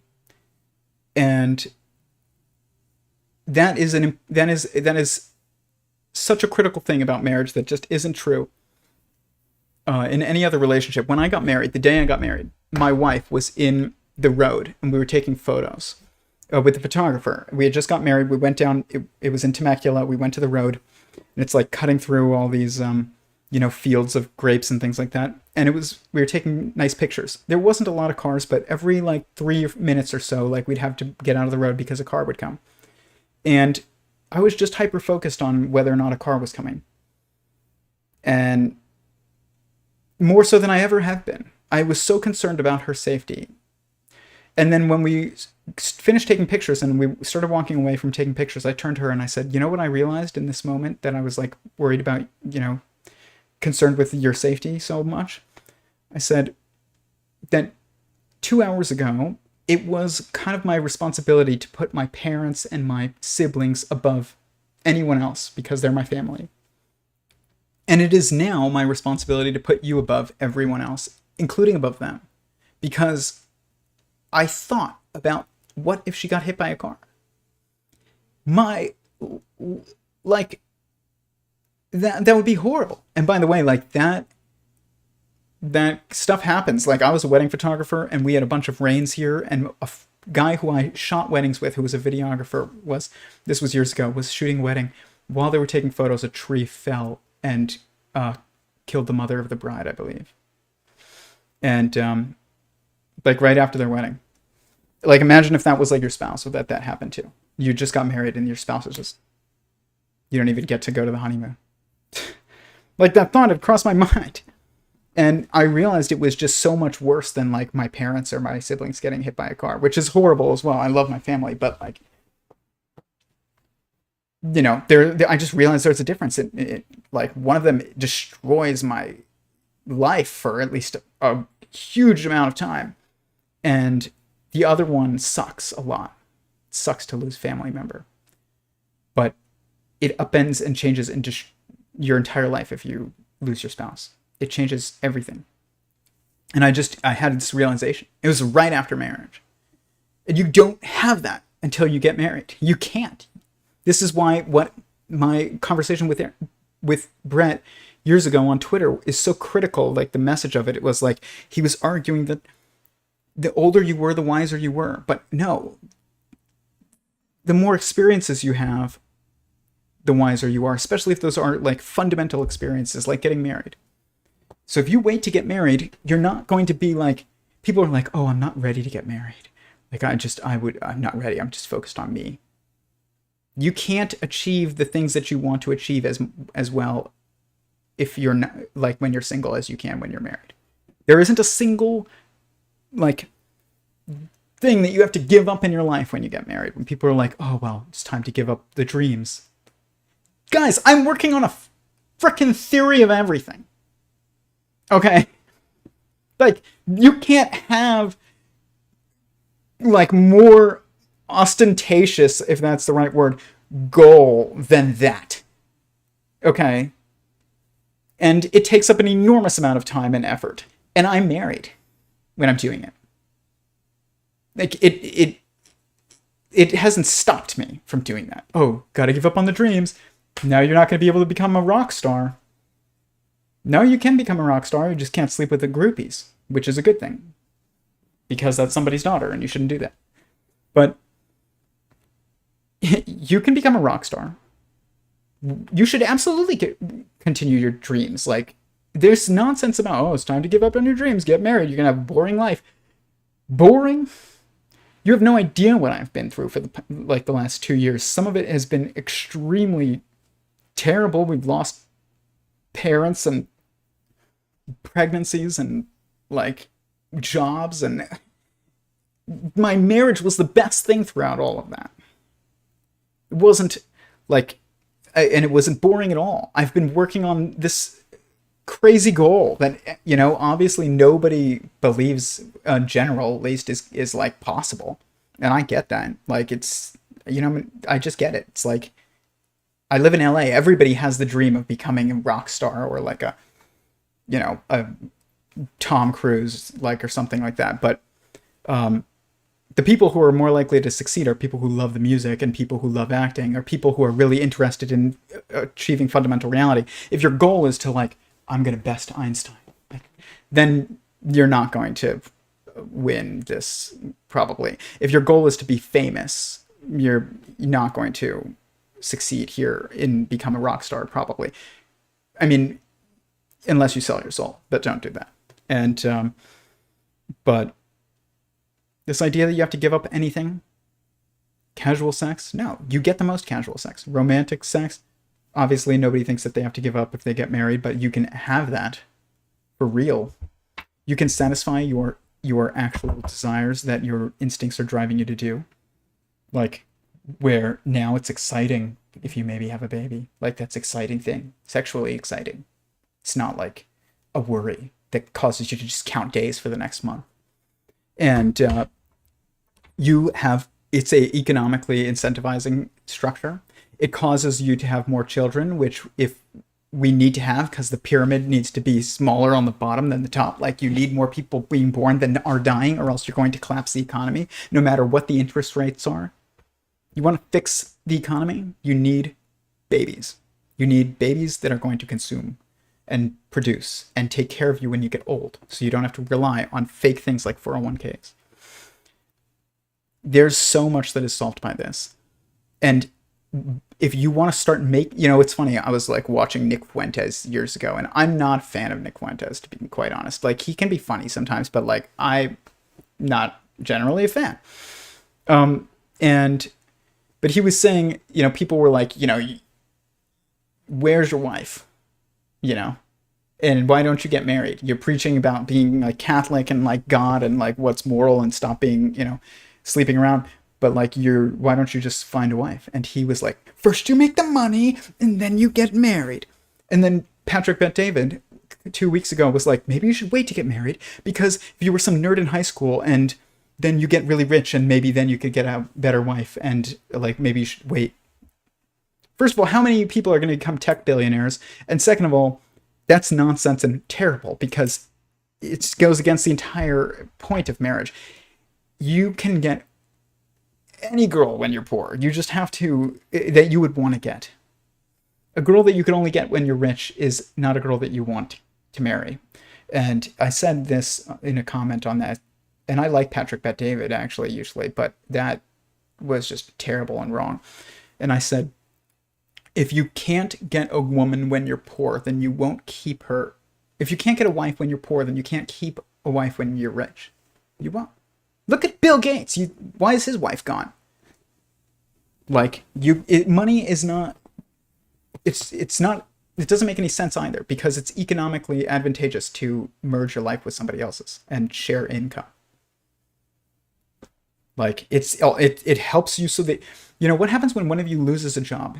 My wife lost her job at some point in the last 2 years, and one of her jobs, she's working now and I'm working now, but like, both of us at some point in the last few years have lost a job. And when I lost my job, she was able to support us. And when she lost her job, I had a job, so I was able to support us. You don't need unemployment. You just have a social safety net that's organic and real, and that doesn't fill you with shame. Okay? There's so much that this solves. And that's why I'm going on and on about it, because there's so much more to say.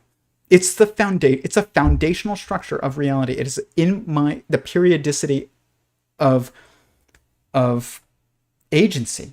In sentient singularity theory, it's a level in the periodicity of agency is marriage. It's family, really, but like that, the head of a family is marriage, and that is the lineage level. Bret Weinstein's talking about like, the lineage level and the individual level, which the individual is really like an illusion. Well, the marriage is the manifestation of a lineage level on, in the immediacy. That's how you see it. Really. I mean, that's where lineage is navigated, is through, reproductive pairings. So like marriage. And there's so much that this is important to. Like, so much. We cannot fix Twitter without fixing people first. We cannot help people see meaning in their life without making their life meaningful in an obvious way to them, which means like, you have to, if you want transcendent meaning like permanent meaning, you don't want to just feel like you gave that guy $5 who was homeless on the street and then you'll never see him again. But you want to feel like if you weren't here, someone's life would be wrecked. Like, you want to be that important. And that's what we want. Everybody wants that. Like, that's what it means to feel loved, is like when we feel like we matter a lot. And you matter really only on a macro scale, where it fills you with a sense of meaning, when you impact somebody's life so much that it's permanent impact. People talk, like I said last week, people in millennials generations, like my generation, we all just wanted to be Mark Zuckerberg. We wanted to impact the world and become a billionaire doing it and like not seem like it's that much work. Guys, Tom, who made MySpace, nobody knows what he's doing anymore. Nobody's going to know what Mark Zuckerberg is doing eventually. We're going to have probably pretty shortly, a new social network come online that is kind of the replacement of Facebook. And in the next probably like few years or so, nobody's going to care about Mark Zuckerberg anymore. Nobody's going to be like, that guy impacted the world so much. Like he's probably feel on his deathbed, he's going to feel so meaningful. No, he's not. He's going to be thinking about his kids. He's going to feel meaningful because he got married and he had children. That's why he's going to feel meaningful on his deathbed. My grandma, a few years ago, died. And she called me the day before she died. And she knew she was dying. And I was in California and she was in Arizona, so I didn't get to see her. But she called me and to say goodbye. And I was at work. It was like I had to go outside and say goodbye to my grandmother and then go back to work. It sucked. But she said to me on the phone, she said, Tyler, I'm dying. I am not going to make it, much longer. And I was told by other, family members that she had days left. So like, I knew that this was true. And, but she was totally coherent and she knew exactly what was happening. She wasn't like in a haze and like not knowing what's happening. She knew exactly. And she said to me, she's like, I'm dying. And she said, I'll never forget it. She said, I don't know if there's a heaven. I hope there is. But the one thing that is making me feel good right now is that I left behind children who went on to have so many grandchildren. And basically like through marriage. And when she died, then she died like the next day. And so I know exactly what people think about on their deathbed. And, that woman liked to shop. She liked nice things and didn't care about it at the end.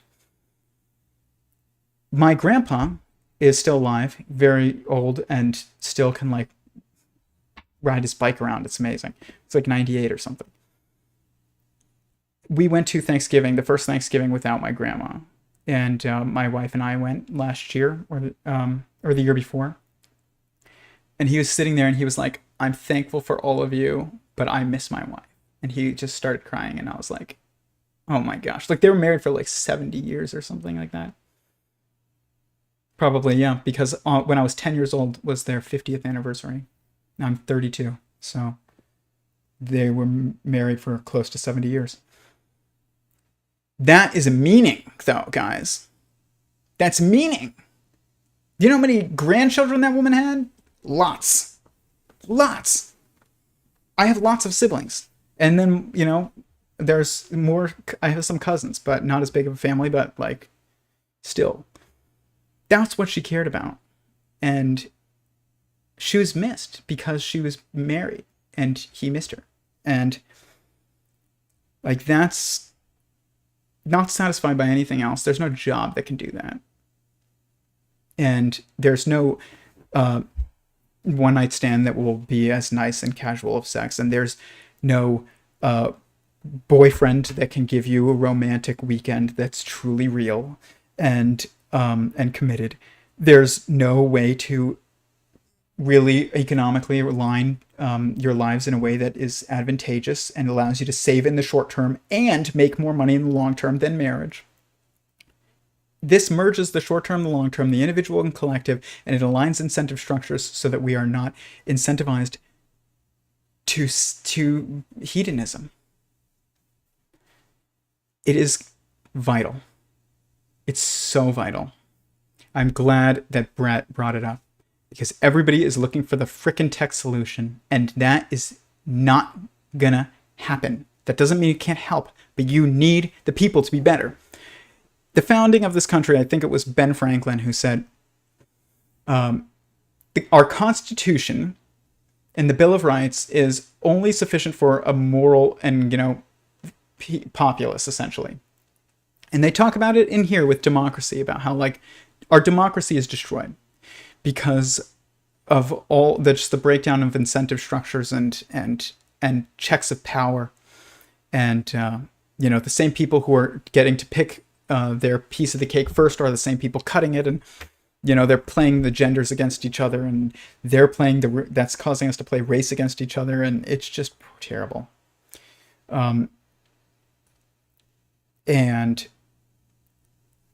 they're in this, though, they talk about basically just how you have to align all of these things, and that Daniel Schmachtenberger brings up as well, though, that another aspect of democracy, as he said earlier, is that the role of the government is to educate its people sufficiently so that they are like know what they need to know or do what they need to do in order to maintain a good society. That means we have to start telling people they need to get married early. We need to start telling people that your energy at 20 years old is to help you take care of a baby. We need to tell people that it's much harder to have a baby at 30 than it is at 20. We need to tell people that, including men, that you can't get casual sex outside of marriage that doesn't come with a bunch of worries. And we need to tell, women that you can't get romance that's real outside of marriage. You just can't. It's literally impossible. Because it's not committed, which means it's not. Commitment is what makes things romantic, really. Otherwise, it's a show. It's just for show. And I don't know how to do that other than homeschooling, guys. I think, though, that homeschooling is what they're going to come for. Though they're going to try and make homeschooling illegal. And that doesn't mean they're going to succeed. They won't succeed. You can't succeed at that. But, I mean, they might succeed at making it legally, not allowed. But they will not succeed in stopping it. And we have to, as a populace, as they said in here, and Bret also has talked about regarding the Second Amendment, there has to be some things that we are willing to fight for. Really fight for. Meaning, we will not just allow for this to happen and then just complain about it. We are going to fight this in a way that's way too inconvenient to the people in power to continue to try again and again. One of those things has to be homeschooling. If we're going to make a society that truly functions, it has to be founded on homeschooling, and that education that you get in homeschool has to tell you to get married at 20, not at 30. By 30, women are already trying to metastatic maternity, as Eric Weinstein says, has already just destroyed our politics, and the hookup culture that men have created that's predatory. It's absolutely predatory. When I first started working at PragerU, the left was saying college is a rape culture. And then the right in this country was like, no, it's not. And I was part of that. I was like, it's not a rape culture. That's nonsense. What if I didn't tell you the context? And I was like, there's a house. And the job of this house, the goal of the people in this house is to host this party where they mostly only let in women, and women get to drink for free, but not because we care so much about women, we like them and we're doing something nice for them, but because we want them to get so intoxicated that they don't resist, sexual advances. And then the next day, we're just going to make them walk home, carrying their heels and, trying to avoid being seen by everybody and regretting their decisions. Does that sound like predatory, sexually predatory culture? Yeah, it does. It absolutely does. And that will be an inevitable construct that arises if you're not getting married at 20 years old. It just is. So I don't know exactly how to do this other than what I just said. I will homeschool my kids. It starts at the individual. You have to make a choice. You have to choose to commit. What are you going to choose to commit to? Homeschooling my children. Even if it means I'm not going to make as much money because we can't have the dual income that's as much because we're constrained to jobs that one of us can work from home. And now we can't have as big of a house or in as nice of a neighborhood. There's nothing more important than you raising your children right. living in a prettier place does not matter as much. It does take that kind of little short-term sacrifices, but it's not that much of a sacrifice, really, because you will get so much more back, even immediately, from raising your own children. Women who homeschool their kids are so much happier than women who just go sit in the office all day long. Guys, those girls go to women's marches and complain about how much the world sucks. And they should. Like, this... if we want to better individuals and institutions in this country, or not just this country, in society, and build better social structures, it starts with individuals choosing the good, and then that good will be marriage. And like, you have to choose it early. There is a time limit on it. You can't be like, okay, well, now I'm ready to get married, and I'm 35. And now my friends are married, so might as well get married. Now women, I saw something the other day, women, I forgot the stats, but it was something like the amount of women who are childless, not because of choice, but because like they just never found the right partner at this point in time, has never been higher in society's history. And of course that's the case. Of course it's the case. You know, people complain about immorality and, you know, pornography and all kinds of things like that. It's like, you all of these instincts that we have they have to go somewhere. You can't tell somebody not to act out on their instincts. They have to channel them. And like, you need to channel them into a structure that lets you, you know, use them the way that they're meant to be used. And the immorality and hypersexualization of society is very much due to the fact that people are not getting married. Our advertising, pornography, TikTok dances, OnlyFans, all of this stuff, stuff that men know is really hurting us. Jordan Peterson said something the other day that I saw. It was like, he said the average 13-year-old boy in the West now has seen more naked women than the most powerful king ever did in his entire life 1,000 years ago. And he was like, if you don't think that matters, then you have not thought about it long enough. And he's totally right. But that's partially like alleviated by marriage too, as well.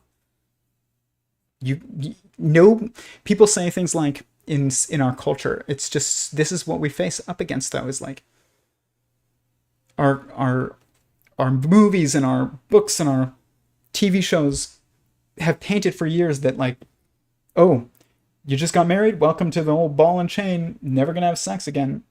Guys, you have sex when you're married way more than you have sex when you're not married. You just have to choose to do it. Like, you just do it. Like, it's right there. Like, you have access to it constantly. Basically constantly. So there's this idea that it's just like short-term gains of hookup culture is crazy. It's crazy. You know how much effort you have to put in to go find a girl right now on Tinder or at a bar if you're not literally like Brad Pitt? Like, a lot of effort. You know how much effort I need right now to put in if I wanted sex? Nothing. Okay? That is critical. It's critical. We have to have an outlet. Men need to be able to have an outlet like that. It's destroying us to not have that. Okay, let's go to the comments. I know I ranted a lot. The issue with exclusively losing first-hand information is that we need semi-axiomatic truths which we build our ideas and actions upon, audaciously investigating the validity of everything we're told. I know. If you read on my website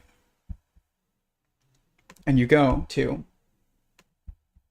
sentientsingularity.com and you go to writings and you go to technical description of existence, and you read what sentient singularity theory is, it says right here, given that each sentient singularity or sentient being is informed by multiple entangled perspectives, and that perspectives are axiomatically the viewpoints perceived by sentient beings. Like, it follows that sentient singularity theory, and it goes on and on and on, and you can read it. But you do need to recognize that some things are just axiomatically true. But they're not actually not first-hand information. Like, they are first-hand information. Like, I talk about this in my video that I did for Kirchheim Mungel's PACE 1 contest. What can we deduce about the fundamental reality from first-hand information? Well, one, we can use logic to deduce that existence by definition includes all that exists, so therefore it is singular. And two, the one thing that we know axiomatically to be true through our own personal experience and our own first-hand information is that the truth, and that is the truth that we know and hold as true above all other truths and judge all other truths by, is that we exist. That I am. And that means that most fundamentally, as far as, fundamental reality goes, we should assume that someone exists. Existence is singular, and that the nature of that existence that I should hold as true above all other truths is that someone exists, at least me, because everything else is coming from other sources. But I know I am here. People ask this question in physics conversations all the time. It's like, is it a simulation or is it real? Let me tell you something. If you're real, it's real. You're the one that makes that makes it real. If you exist, if you feel, then it is real. It doesn't matter whether or not you're running on a quantum computer in, run by an AI in some advanced civilization, which you probably are. But it's still real. It's completely real. We're going to talk about this thing with Brian Greene a bit, where with Kirchheim Mungel, they talked about quantum computing and how they simulated a wormhole, and how some people said that they made a wormhole, and then some people said they simulated a wormhole, and what really happened. It's like, guys, we're on a quantum computer at some point. They're kind of the same thing. And but it doesn't matter, because you're real. And if you have feelings, if you feel the world, then you're real and it's real. And that, axiomatically to be true. So that's due to first-hand information, though. You can logically deduce things like existence is singular. That's still first-hand information. You used logic to get it, but you didn't just have it told to you. Okay, everyone's in bed, woo. Tom Campbell also homeschooled, which I found interesting. That's awesome to know. Would take away too much time to be practical. No, that's not true. I mean, yes, it's true for some things, but you still have to prioritize first-hand information. I'm not saying you only operate off first-hand information. I'm saying you must prioritize it. Always prioritize it. That's all I'm saying. I'm not saying don't believe anything that's secondhand. I'm just saying never believe it above first-hand information. If I hand you a pot and I tell you it's cold and you touch it and it's hot, which one are you going to believe? That's it. Gotta pick your battles, Jason. I found myself digging holes in places my nose has no job being. Parents can live in your house as long as they don't cause any trouble. Yeah, my parents can live in my house as long as they don't cause any trouble going forward. I will take care of them till they die. They took care of me when I was pissing my pants. I'll take care of them when they are. That's only fair. You outsource it to this is one of the reasons why in the Ten Commandments it says honor your mother and father, and people don't know what that means, and I didn't know what it meant, so I thought a lot about it, and I realized it means a lot of things, but most fundamentally the most important thing that it means is you will listen to them when you're young because they're wiser than you. And you will take care of them when they're old because they took care of you. Because if you don't, then now politicians get to come in and start pandering to you and start making all kinds of social benefit things that are, unsustainable and that rob people in the short term and don't fix any problems and create new ones. And, then everybody ends up in a nursing home, dying alone. I was watching this video when your live cam recommended in the right section. It hasn't been recommended in a long time. It's interesting too. That vid that I was seeing had something too. Nice. Don't want to come off as antagonistic. Would like to see what happened for her to choose that word. Oh, like what word? When Candace called Red a creep, he posted on his Twitter. It wasn't an interview. Do with marriage and tradition too. This happened about 15 minutes ago. Oh, okay. I see what you're saying. It was 3 minutes and 42 seconds into the video when I noticed your channel recommendation. Interesting. Fiddler on the Roof, tradition. Yeah, exactly, tradition. But not all traditions, but some traditions. I saw a meme recently on Funny Junk or Imager that compared lead in water of Roman society compared to TV into our for reason that they fell of and for the fall of the empire. Yeah, I see what you're saying. Like, that's true. Like, our flows of information in the media is toxic to us. It absolutely is for the most part. You know, I was telling Paulina, my wife, all the time I tell her this, that horror movies became very boring to me. I used to like horror, and then I started carrying a gun, and when I legally can, and I no longer think horror movies are anything but frustrating, and it's because they tell us that you should be an unarmed, klutz, and there's always sex scenes of unmarried people in those horror movies too. And, the college naked girl always has to die. It's like just terrible. And I just got so over most horror movies. I love the movie Signs, which is not technically a horror. It's a drama, but it is very scary.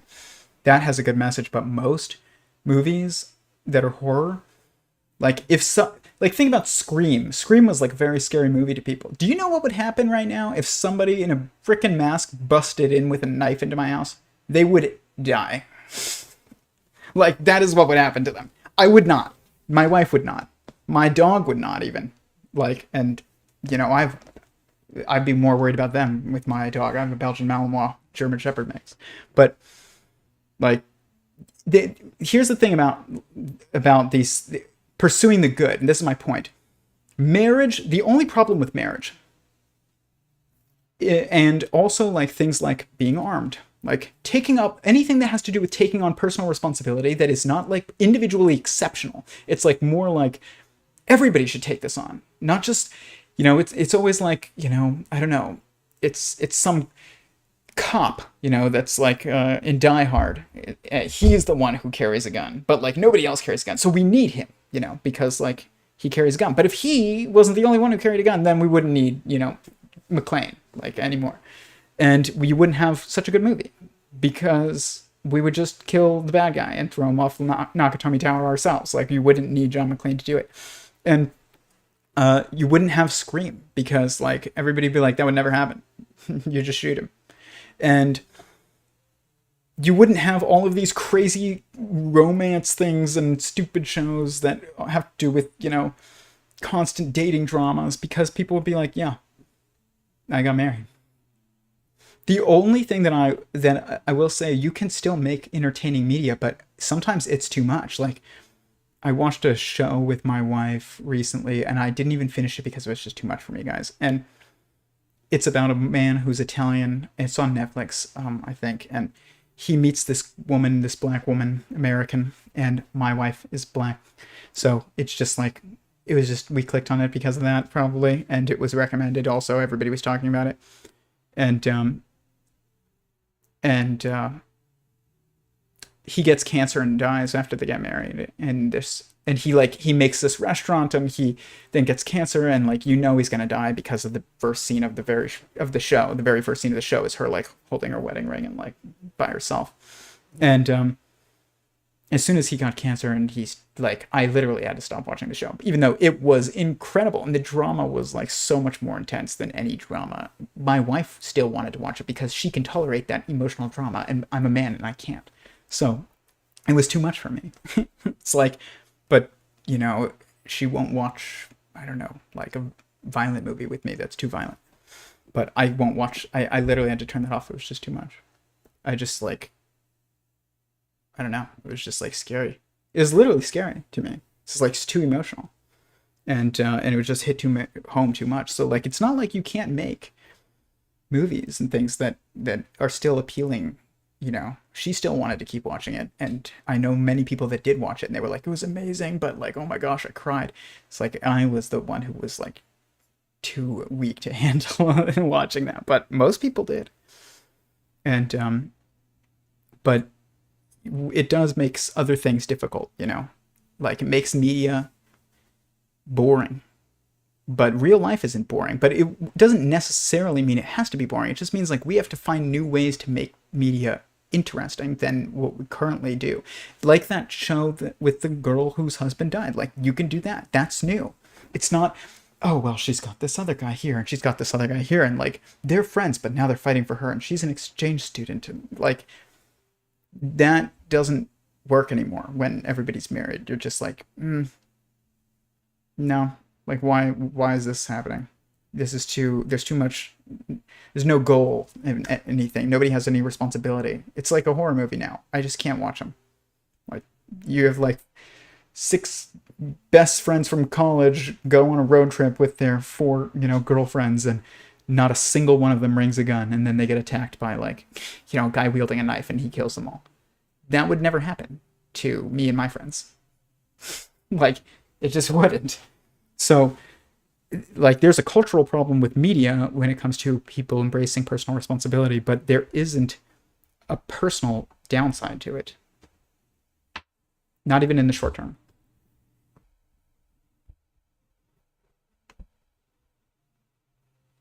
Don't do what people tell you to do is a self-defeating argument. Yeah, it is. But, Boris, you think you were caught in crossfire of a nation-sponsored AI. If you are real, then it's real. Yeah, if you're real, then it's real.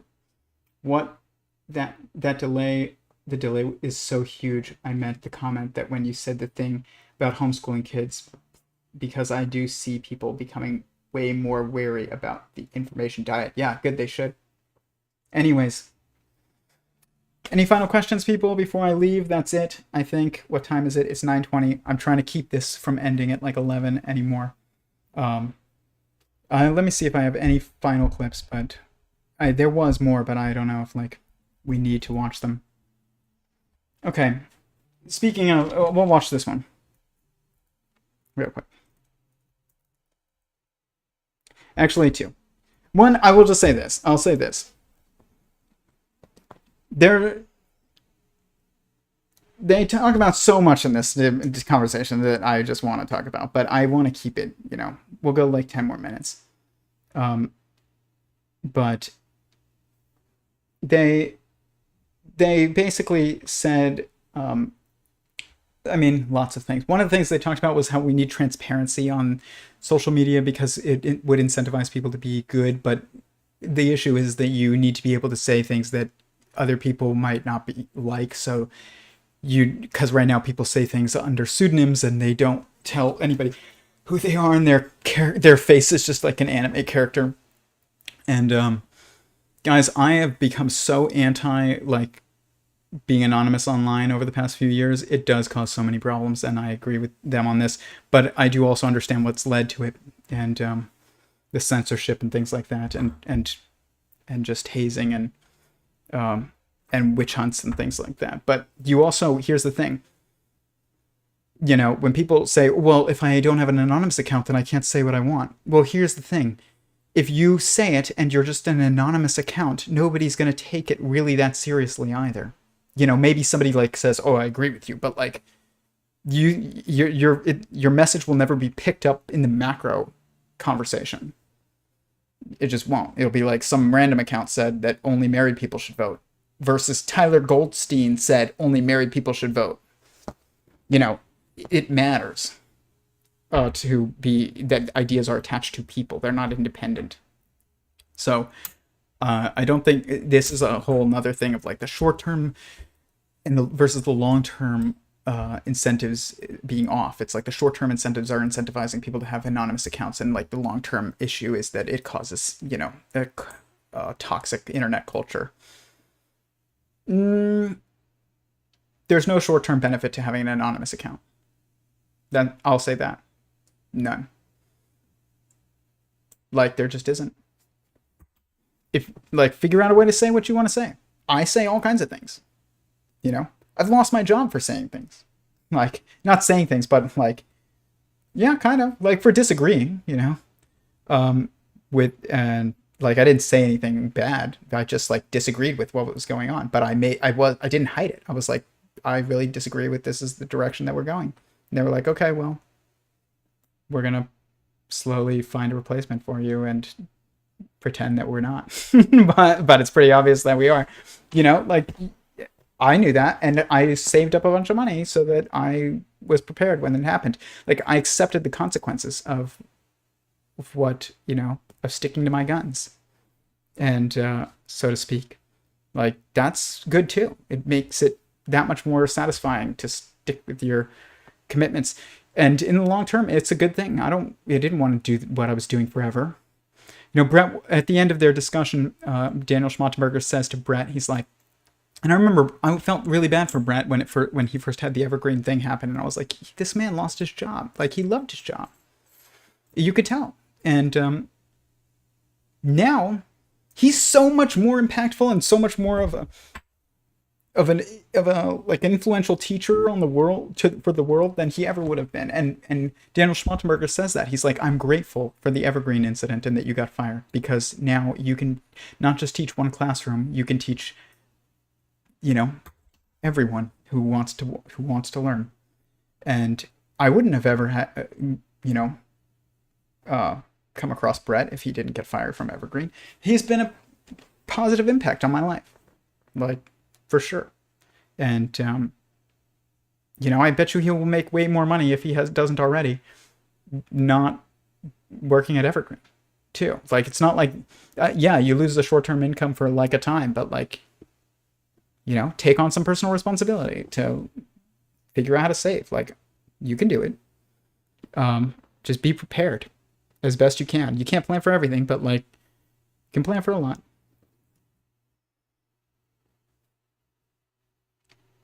So, I mean, if you get kicked off of social media, figure it out. I will get kicked off of YouTube one day. I know I will. Like, you can't talk about how, like, you have that only married people should vote and stay on here forever. Like, you just can't. I really believe that. You can't talk about gender constraints as much as I'm going to, and say the things that I say, even out of love. Like, I say them out of, with a desire for everybody to complement each other and live the best life that they possibly can. I have no ill feelings towards women or men or anything. I'm frustrated with the situation like everybody, but like, I want the best for everybody too. But the corporation will still ban you. It's not going to stop me from being on this live stream. Please subscribe to my email list. I will not spam you. It's on my website, just in case that happens, or for when that happens. Eventually, I will get on other platforms too. I'm working on a project to deal with what I believe is inevitable, which, like, you're not going to be able to keep goldfish on YouTube in 20 years. This is not something that will last forever. They'll call it animal cruelty if you want to keep goldfish. They'll get kicked off. I guarantee it.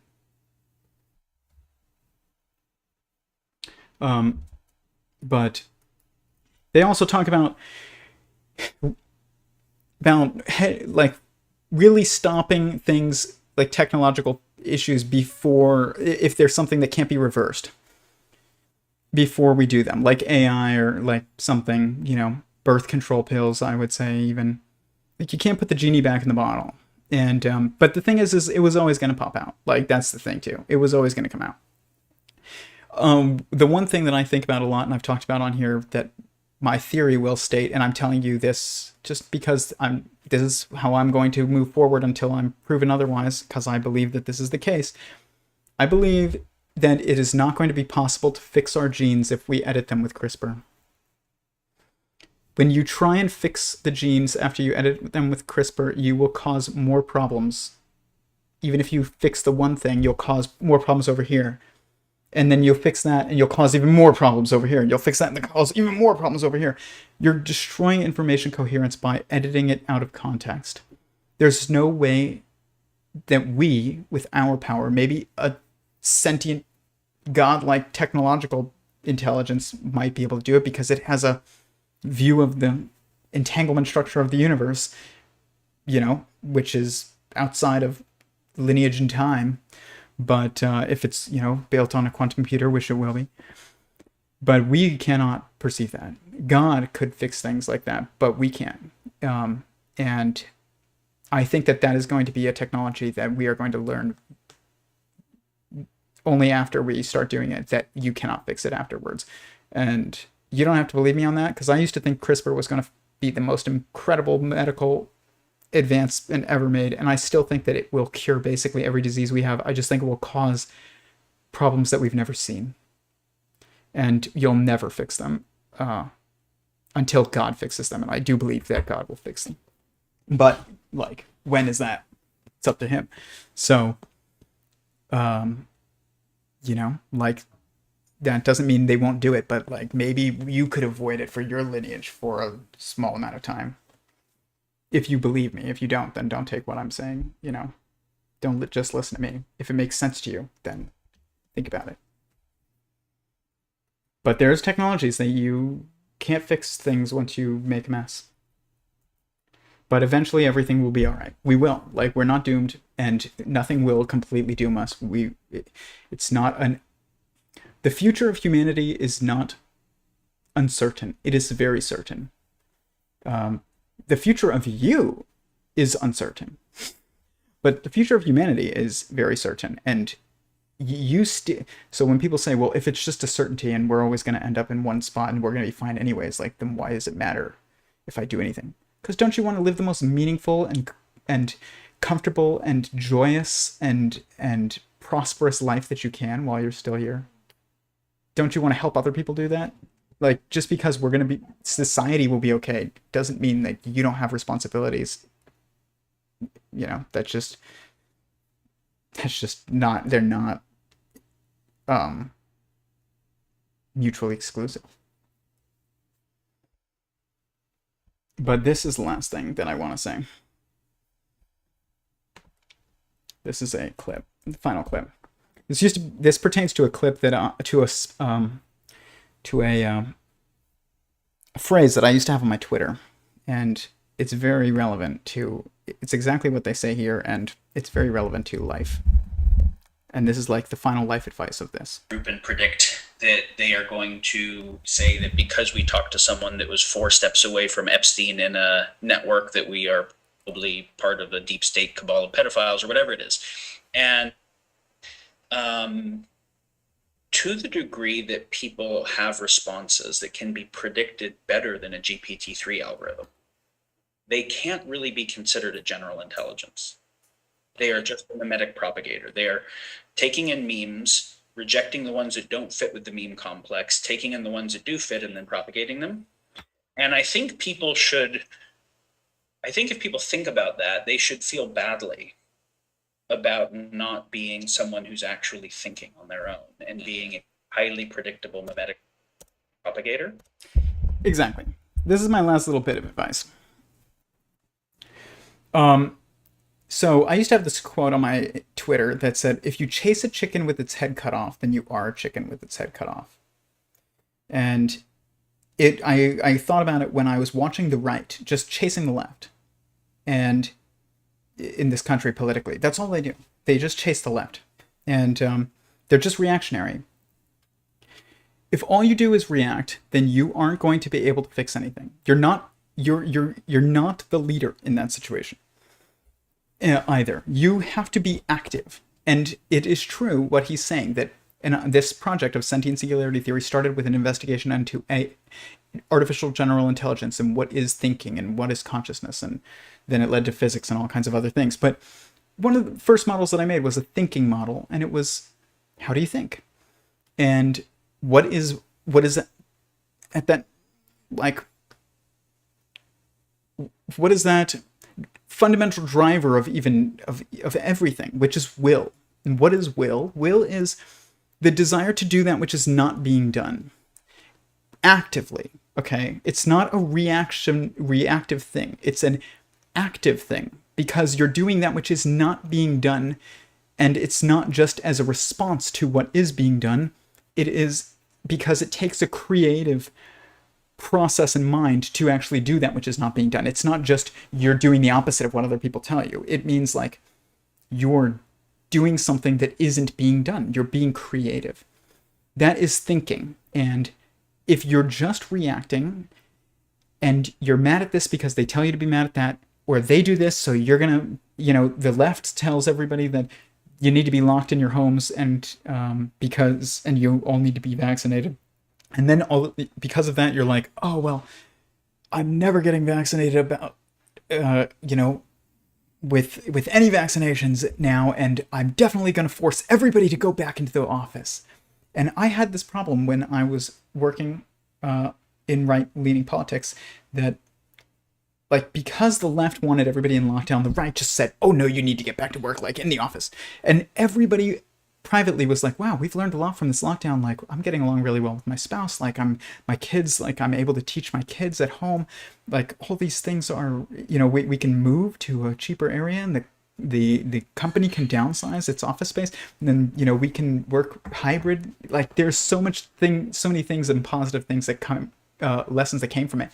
But nobody acted on it around me because they were just chickens with their heads cut off.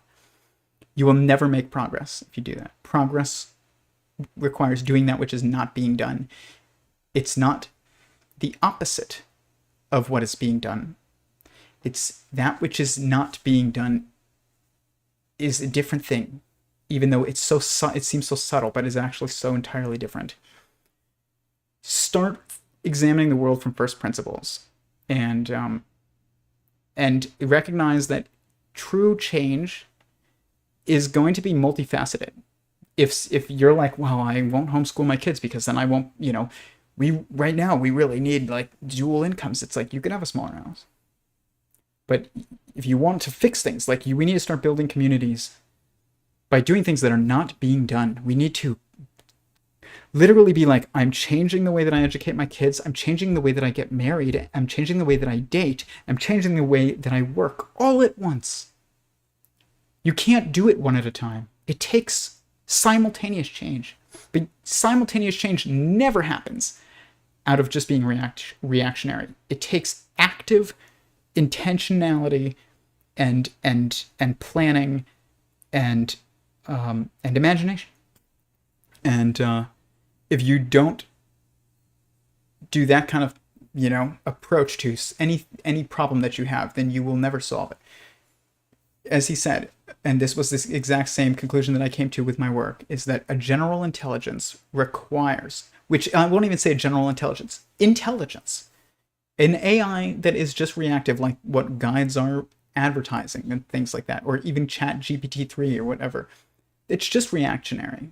It's not intelligent. It's not actually intelligent at all.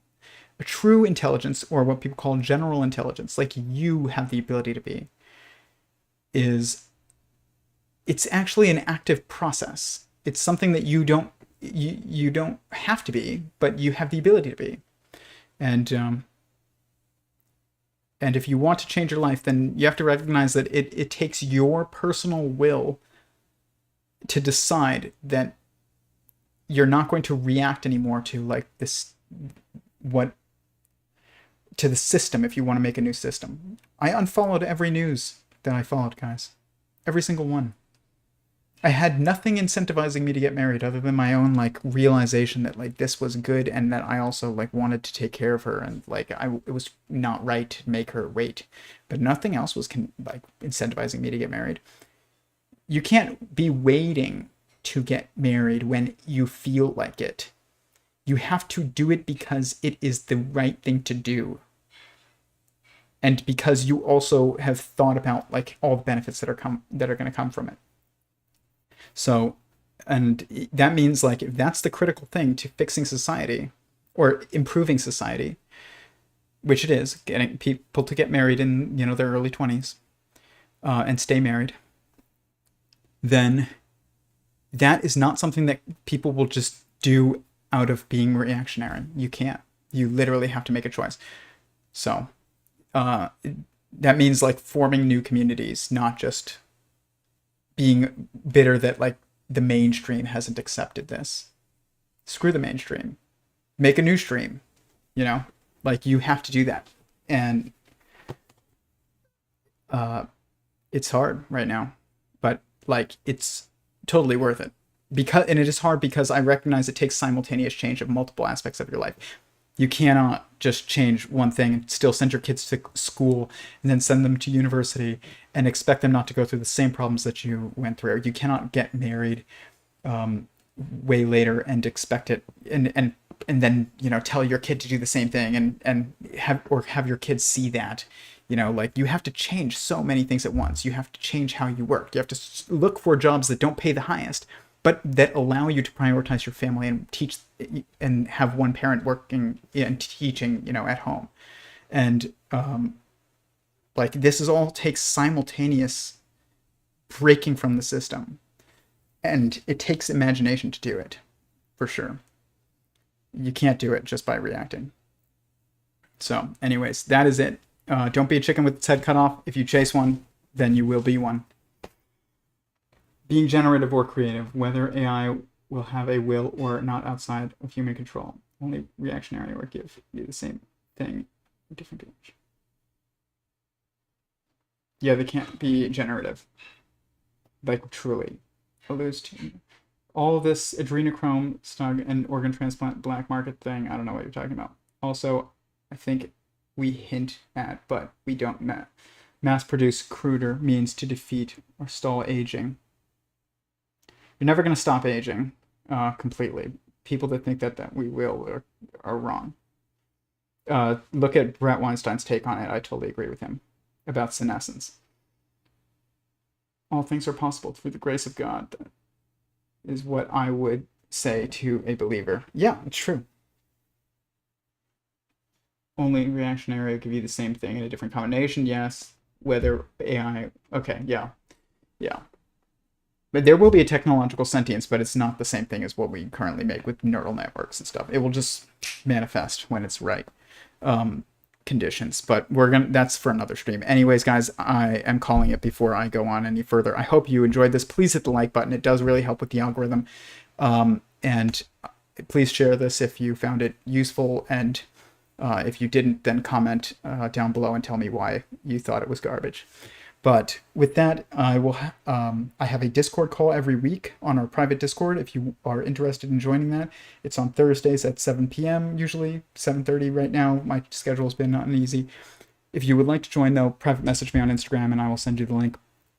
Patreon below if you'd like to monetarily support this project. There are expenses. We're upgrading the computer next month, hopefully, and every little bit counts. It helps. I mean, literally, patrons bought this camera, like, and or at least like part of the setup. They bought that monitor. I know that, so that's very helpful. And there's not many of them, but they have really helped the stream in ways that they just don't realize because they don't know like how much the setup made a difference just having an extra monitor. But other than that, sentientsingularity.com, and I would like to thank Daniel Schmachtenberger and Bret Weinstein for this awesome conversation that they had. And I really recommend that you watch their entire original stream. It is linked below. It was a great discussion. There was more I wanted to get to, but we just don't have the time. So with that, peace, guys, and